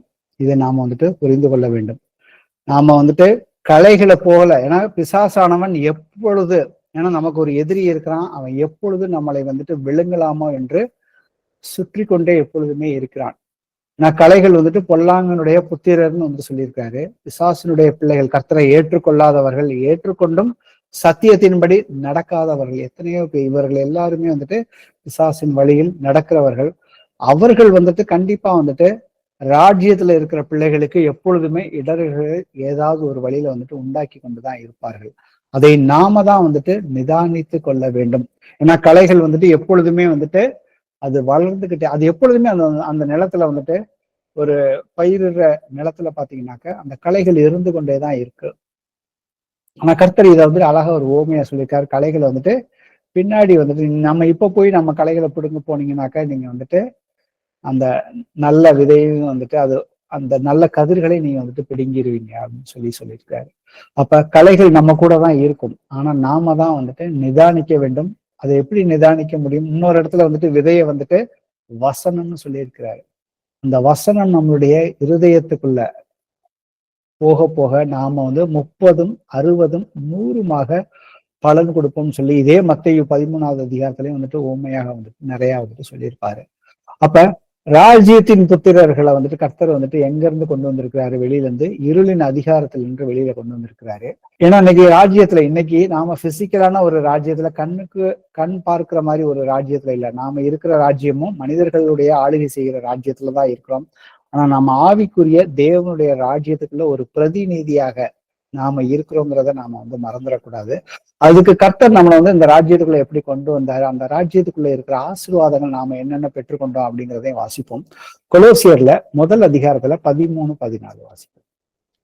இருளின் அதிகாரத்தினின்று நம்மை விடுதலையாக்கி தமது அன்பின் குமாரனுடைய ராஜ்யத்திற்கு உட்படுத்தினவருமாய் இருக்கிற பிதாவை ஸ்தோத்தரிக்கிறோம். அவருக்குள் அவருடைய இரத்தத்தினாலே பாவ மன்னிப்பாகிய மீட்பு நமக்கு உண்டாய் இருக்கிறது. ஆமென். ஆமென். கர்த்தர் நம்மளை வந்துட்டு எடுத்திருக்கிறார்.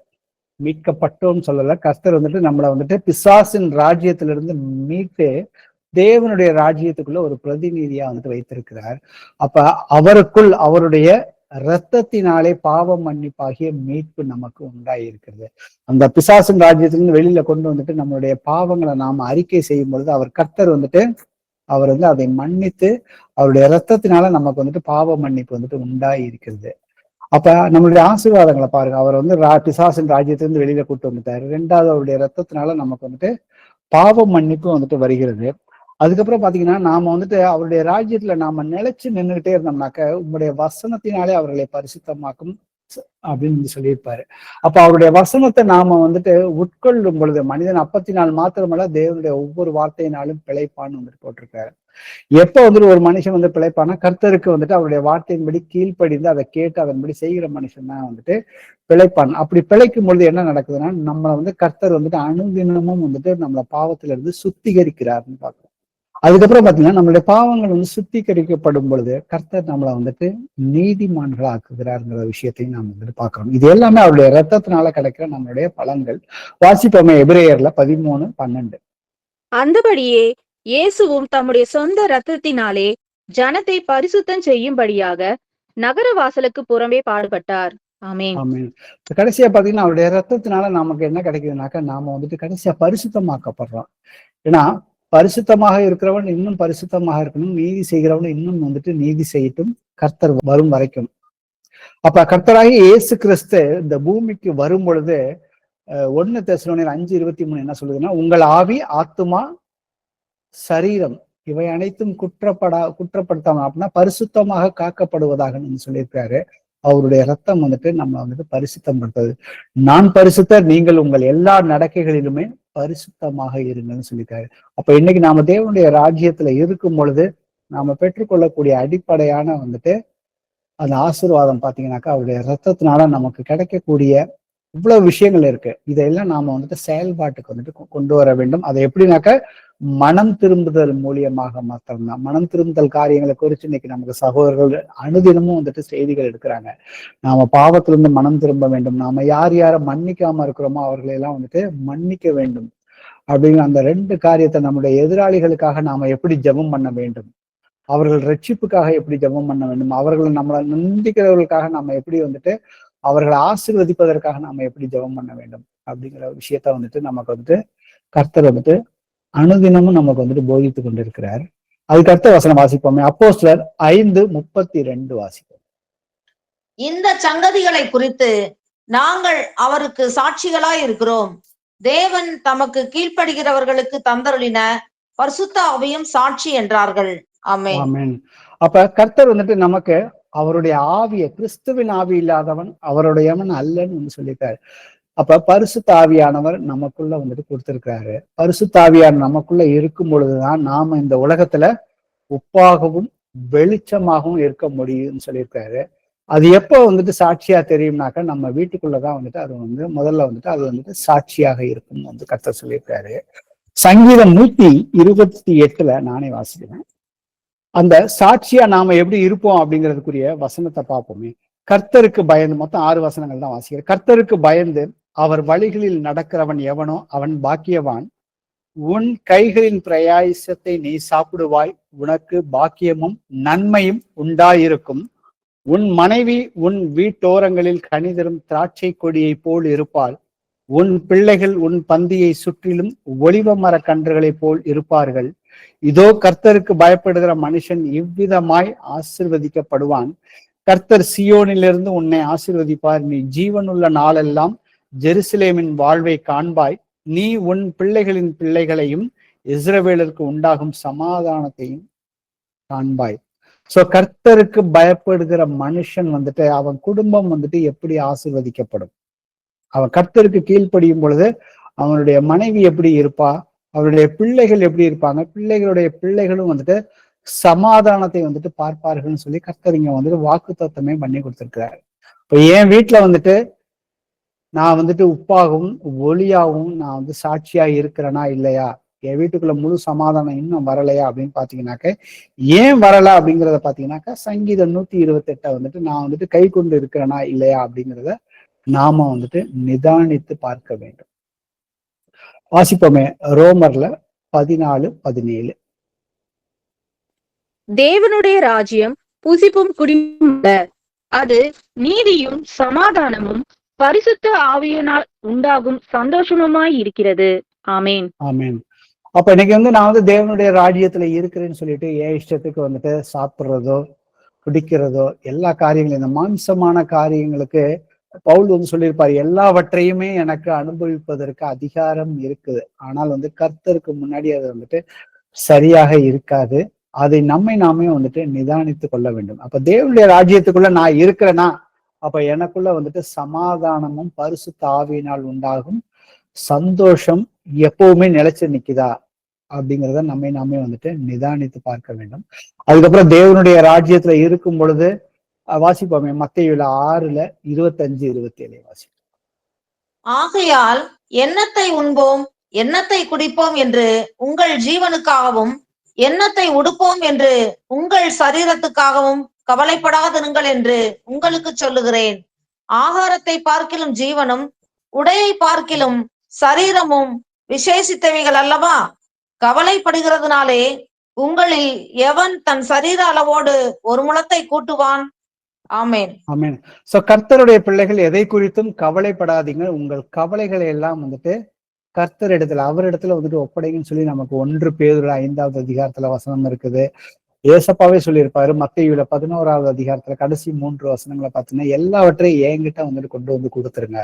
உங்களுடைய கவலைகளை எல்லாவற்றையுமே நாம வந்து எப்படி போய் கொடுக்கணும்னாக்க விசுவாசத்தோட அவர்கிட்ட போய் கொடுக்கணும். அவர்கிட்ட நம்ம கவலைகளை நாம சொல்லும் பொழுது அவர் உயிரோடு இருக்கிறவர், அவர் சர்வ வல்லமை உள்ள தேவர், தேவனால் கூடாத காரியம் ஒன்றுமே இல்லை, அவர் எல்லாவற்றையுமே வந்துட்டு பார்த்து கொள்வார். அந்த முழு விசுவாசத்தோட அவர்கிட்ட நான் ஜெபத்துல போய் சொல்லிட்டு அதை எல்லாத்தையும் நான் நன்றியோட அதை நான் வந்து பிசிக்கலா இன்னும் வந்து என்னுடைய காரியங்கள் என்னுடைய கவலைகள் போகலைனாலும் நான் விசுவாசத்தோட அறிக்கை செய்து எதெல்லாம் வந்து தேவனிடத்துல வந்துட்டு என்னுடைய ஜெபத்துல வச்சேன்னா அதையெல்லாம் நான் பெற்றுக்கொண்டேன்னு சொல்லி நன்றியோட நாம வந்து கர்த்தரை துதிக்க ஆரம்பிக்கிறப்ப பாத்தீங்கன்னாக்க அங்க அதிசயங்கள் அற்புதங்கள் நடக்கும் சொல்லி நமக்கு வேதத்துல அநேக சாட்சிகள் இருக்கு. இன்னைக்கு நம்ம சகோதரர்கள் மத்தியிலும் அநேக சாட்சிகள் வந்துட்டு இருக்கிறது. அப்ப நாம வந்துட்டு கவலைப்பட்டுக்கிட்டே இருந்தோம்னாக்கா அதனால ஒரு பிரயோஜனமும் கிடையாது. நம்மளால வந்துட்டு ஒரு முழத்தை கூட கூட்ட முடியாதுன்னு கர்த்தர் சொல்லி இருக்கிறாரு. ஆனா கவலைகள் இல்லாத மனுஷன் இருக்க முடியாதுதான். ஆனா அதையெல்லாம் வந்துட்டு நம்மளை விசாரிக்கிறவர் ஒருத்தர் இருக்கிறார், அவர்கிட்ட கொண்டு போய் கொடுக்க வேண்டிய பொறுப்பு நம்ம கிட்ட இருக்குது. ரோமர்ல 12வது அதிகாரத்துல 5வது வசனம் வாசிப்போம். அநேகராகிய நாமும் கிறிஸ்துவுக்குள் ஒரே சரீரமா இருக்க ஒருவருக்கொருவர் அவயங்களாய் இருக்கிறோம். ஆமென்.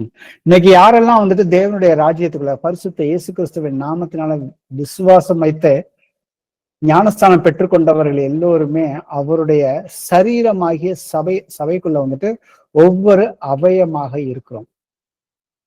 அப்ப பேதுரு வந்துட்டு கேட்கிறாரு ஒரு விஷயம், மார்க்லயும் சரி மத்தேயுலயும் நீங்க போய் படிச்சு பாத்தீங்கன்னாக்க, நான் உங்களுக்காக வந்துட்டு எல்லாத்தையும் விட்டுட்டு வந்திருக்கிறேன், எனக்கு என்ன கிடைக்கும் ஆண்டவரே அப்படின்னு வந்துட்டு கேட்கிறப்ப மார்க்ல 10:29-30 அதற்கு இயேசு பிரதியுத்தரமாக என் நிமித்தமாகவும் சுவிசேஷ நிமித்தமாகவும் வீட்டையாவது சகோதரனையாவது சகோதரிகளையாவது தகப்பனையாவது தாயையாவது மனைவியையாவது பிள்ளைகளையாவது நிலங்களையாவது விட்டவன் எவனும் இப்பொழுது இம்மையிலே துன்பங்களோட கூட 100 தனையாக வீடுகளையும் சகோதரனையும் சகோதரிகளையும் தாய்களையும் பிள்ளைகளையும் நிலங்களையும் மறுமையிலே நித்திய ஜீவனை அடைவான் என்று மெய்யாகவே உங்களுக்கு சொல்லுகிறேன்.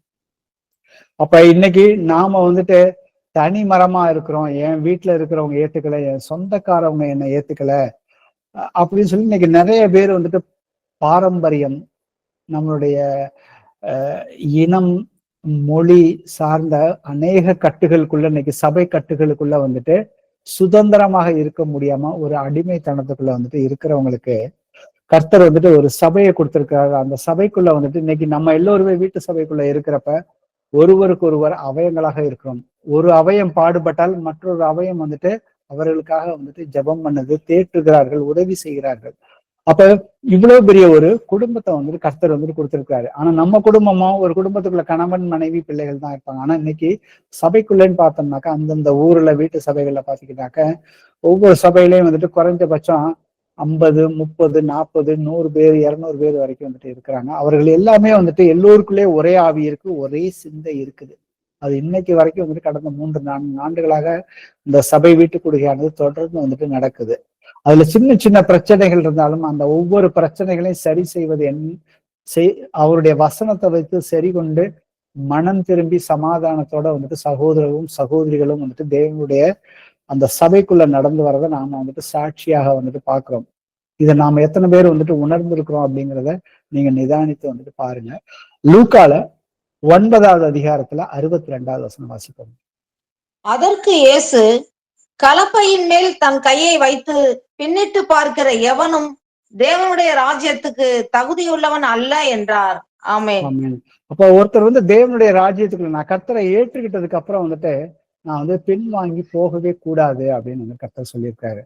அந்த அந்த ராஜ்யத்துக்குள்ள நாம வந்துட்டு வளருகிற பிள்ளைகளாக தான் இருக்கணுமே ஒழிய தேய்ந்து போற பிள்ளைகளாக, சோர்ந்து போற பிள்ளைகளாக இருக்கக்கூடாதுங்கிறதுதான் கர்த்தருடைய சித்தமாக இருக்கிறது. ஒரு ஓமையா அது சொல்லியிருக்காரு. மத்தேயுல 13வது அதிகாரத்துல 31, 32 வாசிப்போம். வேறொரு ஓமையை அவர்களுக்கு சொன்னார். பரலோக ராஜ்யம் கடுகு விதைக்கு ஒப்பாயிருக்கிறது. அது ஒரு மனுஷன் எடுத்து தன் நிலத்தில் விதைத்தான். அது சகல விதைகளிலும் சிறியதாய் இருந்தும் வளரும் போது சகல பூண்டுகளிலும் பெரிதாகி ஆகாயத்து பறவைகள் அதன் கிளைகளில் வந்து அடையத்தக்க மரமாகும் என்றார். ஆமேன்.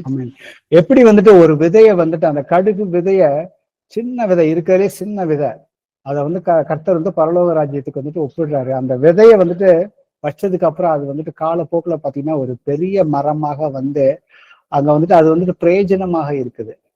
அப்ப அந்த நாம பரலோக ராஜ்யத்துக்குள்ள இருக்கிறோம்னாக்க கர்த்தர் அறிகிற அறிவுல நாம எந்த அளவுக்கு அனுதினமும் வளர்றோமோ, அப்ப வளர வளர பாத்தீங்கன்னா நம்மளுடைய கர்த்தருக்குள்ளாக இருக்கிற கிரிகைகளிலேயும் நாம வந்துட்டு பெருகி கொண்டேதான் வந்துட்டு போவோங்கிறத வந்துட்டு நிதானிச்சு பார்க்கணும். நான் வந்து வளர்ந்துகிட்டு இருக்கேன்னா நான் இன்னும் வந்துட்டு குறைந்து கொண்டு இருக்கிறேனா அப்படிங்கிறத நாம நிதானிக்கணும். அதற்கு அடிப்படையா பாத்தீங்கன்னாக்க மத்தேயு வாசிப்போமே 18வது அதிகாரத்துல 3-4 வசனங்களை வாசிப்போம். நீங்கள் மனம் திரும்பி பிள்ளைகளை போல் ஆகாவிட்டால் பரலோக ராஜ்யத்தில் பிரவேசிக்க மாட்டீர்கள் என்று மெய்யாகவே உங்களுக்கு சொல்லுகிறேன். ஆகையால் இந்த பிள்ளையை போல தன்னை தாழ்த்துகிறவன் எவனோ அவனே பரலோக ராஜ்யத்தில் பெரியவனாய் இருப்பான். ஆமென். ஆமென். சோ இன்னைக்கு நான் வந்துட்டு தேவனுடைய ராஜ்யத்துக்குள்ள இருக்கும் பொழுது, சபைக்குள்ள இருக்கும் பொழுது நான் வந்துட்டு என்னை தாழ்த்துக்கிறேன். அடிப்படையான விஷயமே சொல்றாரு, தாழ்மையை குறிச்சுதான் வந்து சொல்றாரு. ஒரு சிறு பிள்ளை வந்துட்டு எப்படி வந்துட்டு அவங்க அப்பா சொல்லும் பொழுது எல்லா காரியங்களையுமே வந்துட்டு ஏன் எதுக்குன்னு கேள்வி கேட்காம நடக்குதோ, அது போல இன்னைக்கு ஏசப்பா எனக்கு சொல்லுகிற வசனங்கள் எல்லாவற்றையுமே நான் ஏற்றுக்கொண்டு என்னுடைய பிரச்சனைகளுக்குரிய வசனங்கள், அதுக்குரிய சாட்சிகளை பார்த்துட்டு என்னை நானே வந்துட்டு தாழ்த்த வேண்டிய காரியங்களை தாழ்த்து நான் மாத்திரமே தான் வந்துட்டு கர்த்தர் நம்மளை வந்துட்டு உயர்த்துவார்னு சொல்லியிருக்காரு. பரலோக ராஜ்யத்துல அவன் வந்துட்டு பெரியவனாக இருப்பான்னு சொல்லியிருக்காரு. அதுக்கப்புறம் இன்னும் 2 ஓமைகளை பார்த்து இதோட முடிப்போம். மத்தேயுல 13வது அதிகாரத்துல 44 வாசிப்போம். 44 அதுக்கப்புறம் 45, 46 3 வருஷங்களே சேர்த்து வாசிப்போம். அன்றியும் பரலோக ராஜ்யம் நிலத்திற்கு புதைத்திருக்கிற பொக்கிஷத்துக்கு ஒப்பாயிருக்கிறது. அதை ஒரு மனுஷன் கண்டு மறைத்து அதை பற்றிய சந்தோஷத்தினாலே போய் தனக்கு உண்டான எல்லாவற்றையும் விற்று அந்த நிலத்தை கொள்ளுகிறான். மேலும் பரலோக ராஜ்யம் நல்ல முத்துக்களை தேடுகிற வியாபாரிக்கு ஒப்பாயிருக்கிறது. அவன் விலையுயர்ந்த ஒரு முத்தை கண்டு போய் தனக்கு உண்டான எல்லாவற்றையும் விற்று அதை கொள்ளுகிறான். ஆமேன். ஆமேன். அப்ப பரலோக ராஜ்யம்ங்கிறது என்னங்கிறத நாம வந்துட்டு புரிந்து கொள்வதற்காக கர்த்தர் வந்துட்டு இந்த உவமைகள்ல பேசி இருக்கிறாரு. அது வந்துட்டு ஒரு பொக்கிஷம். அது நமக்கு அந்த பொக்கிஷத்தை நாம எல்லோருமே இங்க இருக்கிறவர்கள் அத்தனை பேருமே அதை நாம கண்டுபிடிச்சிட்டோம். அந்த பொக்கிஷத்தை எனதாக்கி கொள்ளணும்னாக்க நான் எனக்கு உள்ளது எல்லாவற்றிலையுமே அதை பரலோக ராஜ்யத்தை இன்னொரு உவமையா அதை விலை உயர்ந்த நல்ல முத்துக்களை சொல்லியிருக்காரு. அந்த விலை உயர்ந்த முத்துக்களை கண்டு போய் தனக்கு உண்டானவனை எல்லாவற்றையும் விற்று அதை கொள்ளுகிறான். அப்ப என்கிட்ட இருக்கிற அந்த கர்த்தருக்கு சித்தம் இல்லாத, ஏன்னா பொக்கிஷத்தை நாம பார்த்துட்டோம். அந்த ராஜ்யம்தான், அந்த ராஜ்யத்தை குறிச்சு அது தலைமுறையாக என்றென்றைக்கு நிற்க போகிற ராஜ்யம். அந்த ராஜ்யத்துக்குள்ள கர்த்தர் என்ன போய் ஒரு ராஜாவா வைக்க போறார். அவர் வாக்குத்தத்தம் பண்ணி கொடுத்திருக்காரு. அவர் வாக்குத்தத்தம் பண்ணி கொடுத்துட்டாக்க அதை செய்வதற்கு அவர் உண்மை உள்ளவராக இருக்கிறார். அதை நாம விசுவாசிக்க வேண்டும். அதை நான் சுதந்திரித்துக் கொள்வதற்கு என்கிட்ட இருக்கிற அந்த மாமிச சிந்தையான காரியங்கள், பாவமான காரியங்களை முழுமையாக நான் அதை விற்றுவிடணும். இந்த இடத்துல உண்மையா சொல்லியிருக்காரு, தனக்கு உண்டானதை எல்லாவற்றையுமே விற்றுவிட வேண்டும் சொல்லியிருக்கிறார். அப்ப நான் எதையெல்லாம் விட்டுவிட வேண்டுமோ, மாம்சத்தின் கிரிகளை விட்டுவிட்டு நான் மனம் திரும்பி அனுதினமும் பரலோக ராஜ்யத்துல பெரியவனாக இருப்பதற்கு என்னை நானே தாழ்த்தி அவருடைய வார்த்தையின் படி கேட்டு நான் நடப்பதற்கு, அவர் என்னால மாம்சத்துல நடக்க முடியாது, ஆனா அவருடைய ஆவியினால என்னை பலப்படுத்துகிற கிறிஸ்துவினாலே என்னால எல்லாவற்றையுமே செய்ய முடியும். அவருடைய ராஜ்யத்துக்குள்ள நாம அத்தனை பேருமே பிரவேசிக்க முடியும் அப்படிங்கிற அந்த முழு விசுவாசத்தோட இந்த பைபிள் ஸ்டடியை நிறைவு செய்வோம். Praise the Lord brothers and sisters. எங்கள் கர்த்தராகிய இயேசுவே, உம்மை போற்றுகிறோம், உம்மை வாழ்த்துகிறோம், உம்மை ஆராதிக்கின்றோம், உமக்கு மகிமை செலுத்துகிறோம். அப்பா, நீர் நல்லவர், நீர் பரிசுத்தம் உள்ளவர், நீர் என்றென்றுமே பெரியவராக இருக்கிறீரப்பா. எல்லா ராஜ்யங்களையுமே நீரே ஆளுகை செய்கிறீரப்பா. அப்பா தகப்பனே, நீர் என்றென்றுமே உம்முடைய மாட்சிமை, உம்முடைய வல்லமை, உம்முடைய மகிமை, நீர் எல்லாவற்றையுமே ஜெயம் கொள்ளுகிறவரப்பா. மகத்துவமும் உம்முடையது. வானத்தில் உள்ளவைகளும் பூமியில் உள்ளவைகள் எல்லாம் உம்முடையது. ஏசப்பா, இந்த ராஜ்யங்கள் எல்லாமே உம்முடையதப்பா.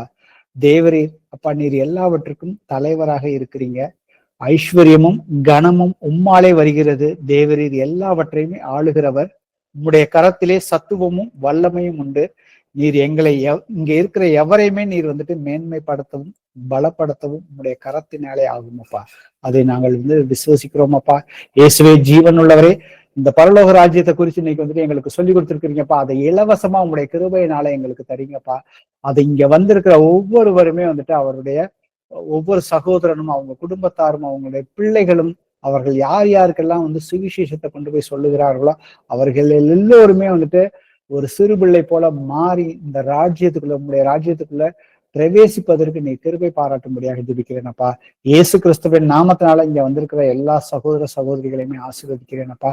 இயேசுவே அப்பா, உம்முடைய காரியங்களை செய்வதற்கு நீர் எங்களுக்கு வல்லமையும் அதிகாரத்தையும் கொடுத்திருக்கிறீப்பா. அந்த காரியத்தை நாங்க இருதயத்துல மன மகிழ்ச்சியோட வாஞ்சையோட செய்வதற்கும், நாங்கள் அனுதினமும் கூடுகிற சபை, இந்த ஆன்லைன்ல கூடுகிற சபை, அதே போல வாரத்துல ஒரு நாள் நாங்க வீடுகளில் கூடுகிற சபைகளை நாங்க விட்டு விடாமல் நாங்க சபைக்குள்ள ஒரு அவயமாக இருக்கிறோமாப்பா. அந்த அவயங்களாக இருக்கும்பொழுது நாங்க அன்பினாலே எல்லா கிரியைகளையும் செய்து உமக்கு பிரியமுள்ள பிள்ளைகளாக இருப்பதற்கு எங்களுக்கு உதவி செய்யும்படியாக ஜெபிக்கிறோம் அப்பா. இயேசுவே ஜீவன் உள்ளவரே, எங்களுக்கு ஒரு பிசாசான எதிராளி ஒருவன் இருக்கான். எப்பொழுதுமே எங்களை பாவத்துல விழ வைப்பதற்காக எங்களுக்கு எதிராக எங்களுடைய சரீரத்துல அந்த நோய்கள் மூலியமாகவோ, அந்த துக்கங்கள் கவலைகள் மூலியமாக, பிரச்சனைகள் மூலியமாகவோ நாங்க எங்கேயாவது இடம் கொடுத்திருந்தாக்கா அவன் எங்களை மேற்கொள்கிறானப்பா. இயேசுவே ஆண்டவரே, உம்முடைய பலத்தினாலே, உம்முடைய வசனத்தினாலே நீதிமான் பிழைப்பான்னு சொல்லி இருக்கீங்கப்பா. நாங்கள் நீதிமான்களாக இருப்பதற்காகவே அப்பா தகப்பனே, நீர் உங்களுடைய ரத்தத்தை சிந்தினீங்கப்பா. இந்த ரத்தம் என்றைக்குமே எங்களை ஜெயத்துல கொண்டு போகும் அப்பா. ஜெயம் கொள்ளுகிறவன் எவனோ அப்பா எல்லாவற்றையுமே சுதந்திரித்துக் கொள்வான்னு சொல்லியிருக்கிறீங்கப்பா. அதன்படி நாங்கள் சுதந்திரிக்கிற பிள்ளைகளாக இருப்பதற்கு எங்கள் ஒவ்வொருவரையுமே நீங்க வழிநடத்தும்படியாகவும், எங்களுக்கு எதிராக செயல்படுகிற எல்லா அசுத்தாவிகளையுமே இயேசுவின் நாமத்தினால இங்க இருக்கிற ஒவ்வொருவரை விட்டு வெளியே போய் என்று கட்டளையிடுகிறேன். இயேசுவே அப்பா தகப்பனே, இந்த ராஜ்யத்தை கொடுக்க போற கிருபைக்காக உமக்கு நன்றி செலுத்தி இயேசு கிறிஸ்துவின் வல்லமையுள்ள நாமத்தினால எங்களுடைய எல்லா ஜபத்தையுமே ஏறெடுத்து கேட்கிறோம் ஜீவனுள்ள நல்ல பிதாவே, ஆமென். Praise Lord brothers and sisters. ஒரு சின்ன ப்ரேயர் பண்ணும்போது எனக்கு சொல்லுங்க பிரதர். என் பேர் ஜெரால்ட் வெதர். என் பேர் ஜெரால்ட் வெதர், பெங்களூர்ல இருந்து. சொல்லுங்க பிரதர். ஸ்பைன்ல நோ ரொம்ப வருஷம் இருந்துச்சு வெதர் எனக்கு. அது நான் அது கவனிக்கல அந்த டைம்ல எல்லாம். அது இப்போ ஒரு 2 மாசமா ரொம்ப ஜாஸ்தி ஆயிட்டுச்சு வெதர். ஜாஸ்தி ஆயிட்டு காலு நரம்பு எல்லாம் ஷாக் அடிக்கிற மாதிரி நோ இருக்குது வெதர். 2 மாசமா இப்போ ட்ரீட்மெண்ட்ல இருக்கிறேன்னு அந்த ட்ரீட்மெண்ட்ல கம்மியாகி வந்துருக்குது வெதர். எப்படி தான் அது பண்ணும் எனக்கு ஒன்றும் புரியல. ப்ரேயர் பயன்தான் இருக்கிற டெய்லி நான். நீங்க கொஞ்சம் ப்ரேயர் பண்ணி கொடுக்குறது ரொம்ப வலி, நரம்பு வலி ரொம்ப. இந்த ரைட் சைட்ல ரைட் காலுக்கு ஸ்பைன்ல நோ இருக்குது பிரதர். நீங்க பெங்களூர் சபை தானே பிரதர்? ஆமா பிரதர். அங்க நீங்க சபை கூடுதலுக்கு போறீங்கல்ல? ஆமா பிரதர், போறேன் பிரதர். அந்த பிரதர்ஸ் அங்க இருக்கிற அந்த மூப்பர்கள்ட்ட நீங்க ஆலோசனை கேட்டீங்களா இதை குறிச்சு? ஏன்னா நான் போன வாரமும் உங்களுக்கு நான் ப்ரேயர் பண்ணேன். ஏன்னா நீங்க இப்போ சொன்னீங்க நான் எனக்கு என்ன பண்றதுன்னே தெரியலன்னு என்ன பண்றதுன்னு எனக்கு தெரியலன்னு சொன்னீங்க. அதுக்காக இந்த கேள்வி கேட்டேன். அங்க உள்ள சகோதரர்கள்ட்ட நீங்க ஆலோசனை கேட்டீங்களா உங்க காரியத்தை குறிச்சு? ஏன்னா நம்ம போன்ல 1 நிமிஷம் 2 நிமிஷம் தான் பேச முடியும் இப்ப இந்த கால்ல, ஆன்லைன் கால்ல. அதுக்காக தான் கேட்டேன். நீங்க நேரடியா சகோதரர்கள்ட்ட இந்த பிரச்சனையை குறித்து நீங்க ஆலோசனை கேட்டீங்களா? கர்த்தர் ஏதாவது வெளிப்படுத்தினாரா? பேசினாங்க. வீட்டுக்கு வந்தாங்க, ப்ரேயர் பண்ணி கொடுத்தாங்க. பாவ மன்னிப்பு கேளு சொன்னாங்க. இதெல்லாம் மன்னிப்பு கேட்கணும். ஃபர்ஸ்ட் எந்த பாவத்தை மன்னிப்பு கேட்கணும் தான் முக்கியமாக்குதுன்னு சொன்னாங்க. மன்னிப்பு கேட்டேன். கேட்டதுக்கு அப்புறம் ஜெபம் சொன்னாங்க எல்லாமே. ஓகே. இன்னைக்கு நாம சங்கீதம்ல 178வது சங்கீதம் வாசிச்சோம். அதுல கர்த்தருக்கு பயப்படுகிறவனுடைய மனுஷனுடைய குடும்பம் எப்படி ஆசீர்வதிக்கப்படும், முழு சமாதானத்தோட அவர்களை பிள்ளைகளை குறித்து கர்த்தர் வெளிப்படுத்தி இருப்பாரு. சோ உங்க குடும்பத்துக்குள்ள இந்த முழு சமாதானமும் இருக்குதுங்களாங்கிறத நீங்க நிதானிச்சு பாருங்க. சரி, சமாதானம் இருக்குது. யாரும் சேர மாட்டாங்க. ஏன்னா சமாதானம்ங்கிறது மாம்சத்தின்படி சமாதானத்தை கர்த்தர் இங்க சொல்லல. ஆவிக்குரிய ஒரு சமாதானம் வேணும். ஆவிக்குரியது அவங்க ஜபத்துல இன்னும் இல்லை. அவ்வளோ ஜபத்துல யாரும் இல்லை. நான் மேனசனை எடுத்து போயிருக்கிறது வீட்டுல. வேற ஒருத்தரும் இது வரைக்கும். Okay brother. சோ அவங்களுடைய ரட்சிப்புக்காக நீங்க ஜெபம் பண்ண வேணும். ஏன்னா கர்த்தருடைய வசனத்தின்படி பாத்தீங்கன்னாக்க வீட்டாரே உனக்கு ஆவிக்குரிய ரீதியில சத்ருவாக இருப்பான்னு ஆண்டவர் சொல்லியிருக்கிறாரு. ஆனா அவர்களுக்காக நீங்க அவருடைய ரட்சிப்புக்காக கர்த்தர் இந்த வசனத்துல பாத்தீங்கன்னாக்க சங்கீதம்ல கர்த்தருக்கு பயந்து அவர் வழிகளில் நடக்கிறவன் எவனோ அவன் பாக்கியவான்னு சொல்லியிருக்கிறாரு. உன் கையின் பிரயாசத்தை நீ சாப்பிடுவாய், உனக்கு பாக்கியமும் நன்மையும் உண்டாயிருக்கும். உன் மனைவி உன் வீட்டோரங்களில் கனிதரும் திராட்சை கொடியை போல் இருப்பாள். உன் பிள்ளைகள் உன் பந்தியை சுற்றிலும் ஒலிவ மர கன்றுகளை போல் இருப்பார்கள். இதோ கர்த்தருக்கு பயப்படுகிற மனுஷன் இவ்விதமாய் ஆசீர்வதிக்கப்படுவான்னு ஆண்டவர் சொல்லியிருக்கிறார். இந்த 4 வசனத்தை நீங்க நிதானிச்சு பாருங்க. இயேசுபாட்ட தனிப்பட்ட முறையில இந்த வசனம் எனக்கும் என் குடும்பத்துக்குள்ளேயும் இது நடக்க விடாம தடுப்பதற்கு தடையாக இருக்கிற என்னுடைய காரியங்கள் எதுன்னு கேளுங்க. ஆக்சுவலா ஆண்டவர் சொன்னது அவங்க ரட்சிப்புக்குள்ள வராம, உங்க குடும்பத்தார் ரட்சிப்புக்குள்ள வராம இருப்பதற்கு என்கிட்ட ஏதாவது மாம்சமான உமக்கு சுத்தமில்லாத காரியங்கள் இருக்குதாங்கிறத நிதானிச்சு பார்க்க வேண்டிய தருணம் இது. ஏன்னா அந்த வசனம் உண்மையான வசனம். அப்ப நாம ஏதாவது ஒரு இடத்துல தவறி இருக்கோமா அப்படிங்கிறத நிதானிச்சு பார்ப்போம். இப்ப நாம ஜெபம். சரி. எங்கள் கர்த்தராகிய இயேசுவே, உம்மை போற்றுகிறோம், உம்மை வாழ்த்துகிறோம். இதோ இந்த நேரத்துல சகோதரர் ஜெரால்ட் பிரதருக்காக நாங்கள் உமக்கு நன்றி செலுத்துகிறோம். அப்பா இயேசுவே, அவரை இயேசுவின் நாமத்தினால ஆசீர்வதிக்கிறேன். இயேசுப்பா, நீங்க சங்கீதத்துல 178வது வசனத்தை காண்பிச்சு கொடுத்தீங்க. கர்த்தருக்கு பயந்த மனுஷன், அவர் வழியில நடக்கிற மனுஷன் இன்ன விதமான அந்த குடும்ப ஆசீர்வாதத்தை வந்துட்டு அவனுடைய மனைவியும் பிள்ளைகளும் பெற்றிருப்பார்கள் அப்படிங்கிற விஷயத்தை குறிச்சு நீங்க வந்து காண்பித்து கொடுத்தீங்கப்பா. இயேசுவே ஆண்டவரே, சோ இந்த வசனத்தை வச்சு நாங்க உங்ககிட்ட வந்துட்டு வரோம் பாப்பா. உங்களுடைய பிரசனத்துல வந்துட்டு இதோ சகோதரர் வந்துட்டு அவர் வந்துட்டு உமக்கு சித்தம் இல்லாத காரியங்கள் ஏதாவது காரியங்கள் இருந்தாக்கா அவர்களுடைய குடும்பம் வந்து ரட்சிப்புக்குள்ள வராதபடி தடைகள் ஏதாவது இருப்பதற்கு இவருடைய மாம்ச காரியங்கள் ஏதாவது இருந்தாக்கா ஏசப்பா நீங்க வந்துட்டு சகோதரனுக்கு அதை முழுமையாக வெளிப்படுத்தும்படியாக இந்த நேரத்துல நாங்க வந்துட்டு ஒரு சபையாக உமக்கு முன்பாக சகோதரனுக்காக நாங்க வந்து கெஞ்சி மன்றாடுகிறோம் அப்பா. இயேசுவே ஜீவன் உள்ளவரே, இவருடைய முதுகு தண்டு பகுதியில வந்துட்டு அவருக்கு வந்துட்டு வலிகளை ஏற்படுத்தி அவருடைய கால் பகுதியில் உள்ள நரம்புகளுக்கு வந்துட்டு வலிகளை உண்டாக்குற அசுத்தாவியை இப்பொழுதே இயேசு கிறிஸ்துவின் நாமத்தினால வெளியவா என்று கட்டளை இடுகிறேன். இயேசு கிறிஸ்துவின் நாமத்தினால அவருடைய வல்லமை வந்துட்டு அவருடைய சகோதரனுடைய சரீரத்துக்குள்ள முழுமையாக சென்று அந்த வல்லமையினாலே அங்க இருக்கிற எல்லா அசுத்தாவிகளும் அவருடைய ஸ்பைன் வந்துட்டு நார்மல் ஆகும்படி இயேசுவின் நாமத்தினால கட்டளை இடுகிறோம்.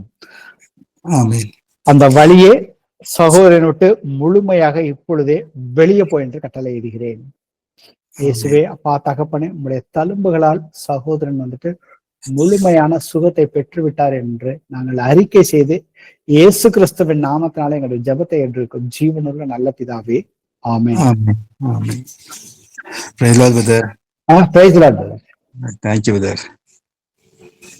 வேற யாருக்கும் பிரேயர் ரெக்வெஸ்ட்?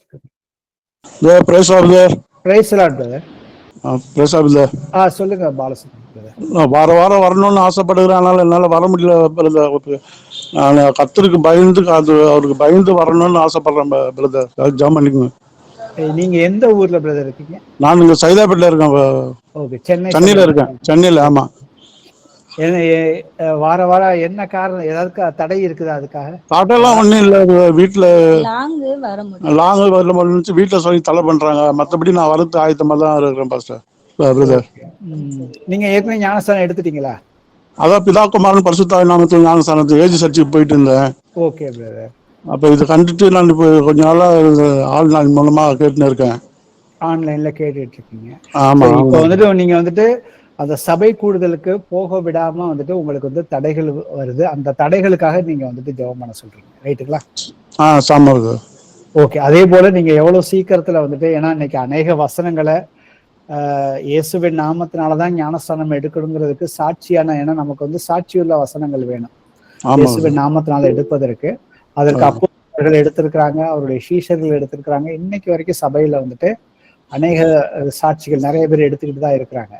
ஏன்னா ஏசப்பா வந்து பேதுருக்கிட்ட சொல்றப்ப அந்த அவருடைய அந்த குறுகலான வழியில தான் நாம வந்துட்டு போக முடியும். விசாலான மணி வந்து விசாலமான வழி கேட்டுட்டுதான் வந்துட்டு வெளியே கண்டுபிடிக்க போறவங்க சில பேர் தான். அதை எப்படி கண்டுபிடிக்க முடியும்னா அவருடைய வசனத்தை ஆராய்ச்சி பண்ணி பார்த்து அவர் அறிகிற வளரும் பொழுதுதான் எல்லாவற்றையுமே நம்ம வந்துட்டு கற்றுக்கொள்ள முடியும். நீங்க வந்துட்டு தேவனுடைய ராஜ்யம் எனக்கு வேணும், அவருடைய ராஜ்யத்துக்குள்ள பிரவேசிக்கப்படும்னாக்கா அடிப்படையான விஷயமே இயேசு கிறிஸ்துவின் நாமத்தினால நாம வந்துட்டு ஞானஸ்தானம் எடுக்கணும். சோ அதுக்காக இப்ப வந்துட்டு ஜெபம் பண்ணணும். அவராகிய இயேசுவே, உம்மை போற்றுகிறோம், உம்மை வாழ்த்துகிறோம், உமக்கு நன்றி செலுத்துகிறோம் அப்பா. இதோ சகோதரர் பாலசுந்தரம் அவங்க குடும்பத்திற்காக உமக்கு நன்றி செலுத்துகிறோம். அவங்க வந்துட்டு சத்தியத்தை ஆராய்ந்து பண்ணி பார்த்து இயேசுவின் நாமத்துல ஞானஸ்தானம் எடுப்பதுதான் வந்துட்டு தேவனுடைய ராஜ்யத்துக்குள்ள உள்ள பிரவேசிப்பதற்கு தேவன் ஒருவரே என்று அதை நான் வந்துட்டு விசுவாசித்து அதை நான் அறிக்கை செய்து அதை கிரிகைகளை காட்டுவது வந்துட்டு அவருடைய நாமம் இயேசுங்கிற அந்த நாமத்தினால ஞானஸ்தானம் எடுக்கும். அதுதான் வந்துட்டு வேத சத்தியம் அப்படின்னு வந்துட்டு அவர் வந்து முழுமையாக புரிந்து கொண்டாரப்பா. அதற்காக நாங்கள் உமக்கு நன்றி செலுத்துகிறோமப்பா. அதே போல சபை கூடுதலை வந்துட்டு விட்டுவிடக்கூடாது. வீடுகளை கூடுகிற சபைகளை வாழ்த்துகிறோம் சொல்லி பரிசுத்த ஆவியானவரே வந்துட்டு 1 கொரிந்தியர்ல மற்ற நிரூபங்களையும் வந்துட்டு எங்களுக்கு சாட்சிகளாக கொடுத்திருக்காரப்பா. சகோதரன் வந்துட்டு உமக்கு சித்தமானவைகளை தான் இந்த நேரத்துல வந்துட்டு ஜபத்துல வந்துட்டு வைக்கிறாரப்பா. எதையாவது நாம வந்துட்டு அவருடைய சித்தத்தின்படி கேட்டா அதை நாம வந்துட்டு பெற்றுக்கொண்டோம் என்று அவர் மேல வச்சிருக்கிற விசுவாசத்தின் மூலியமாக நாம வந்துட்டு உறுதிப்படுத்தி கொள்ள வேண்டும். இயேசுவே ஆண்டவரே, இதோ சகோதரரை ஆசீர்வதித்து அவருக்கு நேரடியாக அந்த வீட்டு சபை கூடுதலுக்கு தடைகளை ஏற்படுத்துகிற அது எந்த தடைகளாக இருந்தாலும் சரி, அதை எல்லாவற்றையுமே இயேசு கிறிஸ்துவின் நாமத்தினால இப்பொழுதே அவரை விட்டு, அந்த குடும்பத்தை விட்டு வெளியே போய் என்று கட்டளையிடுகிறேன். இயேசுவே ஆண்டவரே, அவருடைய சாபங்களை, அவருடைய மூதாதையர்கள், அவர்கள் கணவன் மனைவி இரு வீட்டார்களின் மூதாதையர்கள் மூலியமாகவோ, அவருடைய பெற்றோர்கள் மூலியமாக வந்த சாபங்களை ஏசப்பா, நீங்க கலாத்தியர்ல 3வது அதிகாரத்துல 13-14 வசனத்தின்படி நீங்க அவங்களுடைய சாபங்களை எல்லாவற்றையுமே நீங்க வந்து சிலுவையில சுமந்து தீர்த்துட்டீங்கப்பா. இயேசு கிறிஸ்துவின் நாமத்தினால அவங்க குடும்பத்துல, அவர்கள் மேல, அவர்கள் பிள்ளைகள் மேல இருக்கிற எல்லா சாபங்களையுமே முழுமையாக நீக்குகிறேன். அவரை வந்துட்டு இயேசு கிறிஸ்துவின் நாமத்தினால வந்துட்டு ஞானஸ்தானம் எடுக்க விடாமல் தடுக்கிற தடை பண்ணுகிற அசுத்தாவிய அவரை விட்டு வெளியே போய் என்று கட்டளை இடுகிறேன். இயேசுவே ஜீவனுள்ளவரே, அவர்களை வந்துட்டு அவர்கள் செய்கிற சகல பிரயாசம் வேலைகளையும் நீர் அவரை ஆசீர்வதித்து, உம்முடைய வசனத்தினால அவர்கள் வந்துட்டு அனுதினமும் வந்து போதிக்கப்பட்டு, அவர்கள் அதை புசித்து அதற்குரிய வசனங்களுக்குரிய அந்த அர்த்தங்களை கண்டுபிடிச்சு, அதன்படி உடைய தேவனுடைய ராஜ்யத்தை வந்து சுதந்திரித்துக் கொள்வதற்குரிய அந்த காரியத்தில் அவங்க ஈடுபட்டு, சபை கூறுகளை வந்துட்டு அவங்க பங்கேற்று, அவங்க வந்துட்டு ஆவியிலையும் நம்முடைய அன்பினாலும் அவர்கள் வந்துட்டு வளருவதற்கு நேரே உதவி செய்யும்படியாக இயேசு கிறிஸ்துவின் நாமத்தினால எங்களுடைய எல்லா ஜபத்தையுமே ஏறெடுத்து கேட்கிறோம். ஜீவனுள்ள நல்ல பிதாவே, ஆமென். ஆமென். நன்றி நன்றி பிரதர். Price Lord brother. வேற யாருக்கும் பிரேயர் ரெக்வெஸ்ட் இல்லைன்னா இதோட வந்துட்டு நாம நிறைவு செய்வோம். Praise Lord brothers and sisters.